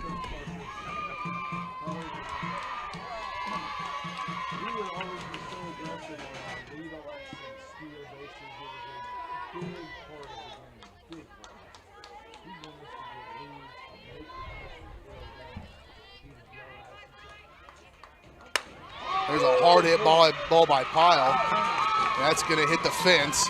She's going to try to score, I think. That's over to the right field. It will score Warren. Over to third, it's a triple.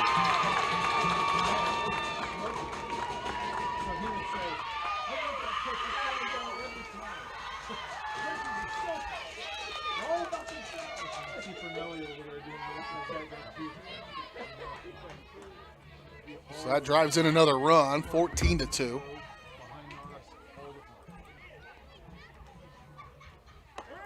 And it's pitched down the middle for Hamblin, Hattie Hamblin.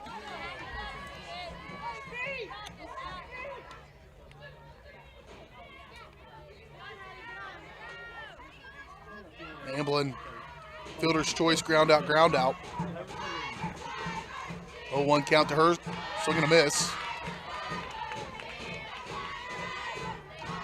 Trojans are going to need to score at least 3 in the bottom of this 5th to keep this game going. Right back at Robinson. She'll soft toss it over to first and able to get her out on a ground out. But more damage has been done. It's a 12-point game, 12-run game, excuse me. And we will see what the Trojans can do when we return to the bottom of the 5th on Girard Sports Live.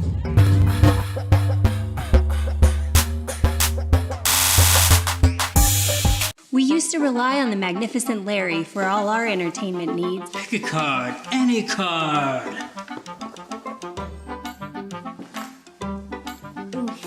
Mom! But now, we've got Craw-Can high-speed internet to keep us entertained. Now with Craw-Can gigabit speed, we never lag, buffer, or even have a data cap. Our kids can even play their favorite online games with their friends. You don't need a magician, you need Craw-Can.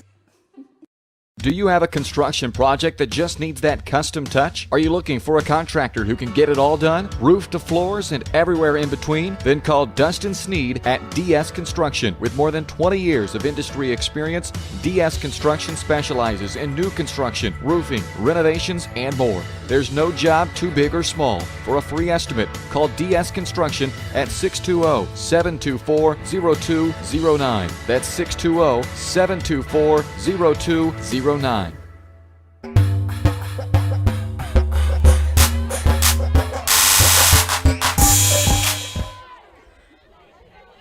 Here we go to the bottom of the 5th inning. Number 17, Lexi Robinson. Robinson going to come to the plate.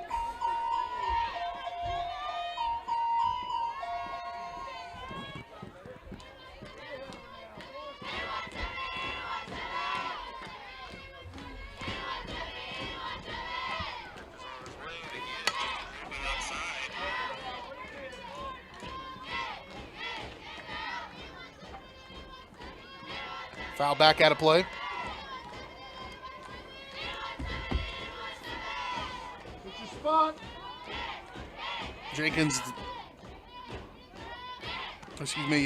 Robinson, who's coming in to pitch. Stepped in that Sarah Goebel spot, so this is Robinson.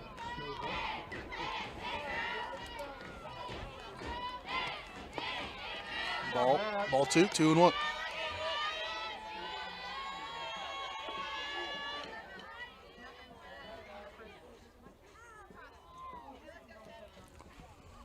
Some kind of confusion with the ball. I don't know if it was scuff or if it was, not sure what. Mia Brown didn't want that one. 14-2. Low ball. 3-1 to count now to Robinson.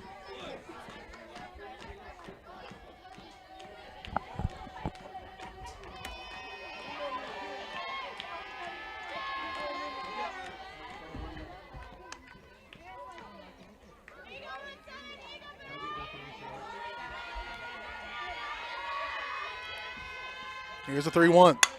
Stays on it, cuts that one. What a play. My goodness. Pretty awesome play out there in center field for Abby Beeman. Good hit. Good contact by Robinson, but just nice play in the field.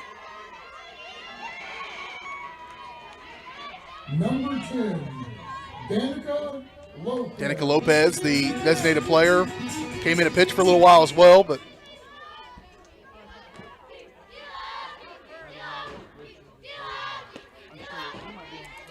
first pitch ball. It's probably the most inconsistent that Mia Brown has been here tonight from hitting the strike zone. Probably just starting to get a little wore out here.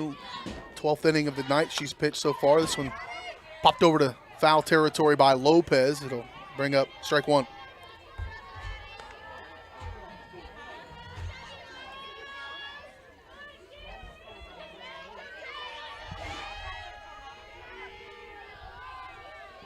One count. Lopez over to second, fielded by Lee. It's a pretty good little softball team that Coach Rooms has going here for the Raiders. And they're one out away from, I believe, winning this one. My run rule information is accurate. Riley Brooks coming to the plate. Fielder's choice out in that first inning, or second. She got the bat in the third inning. Strike one.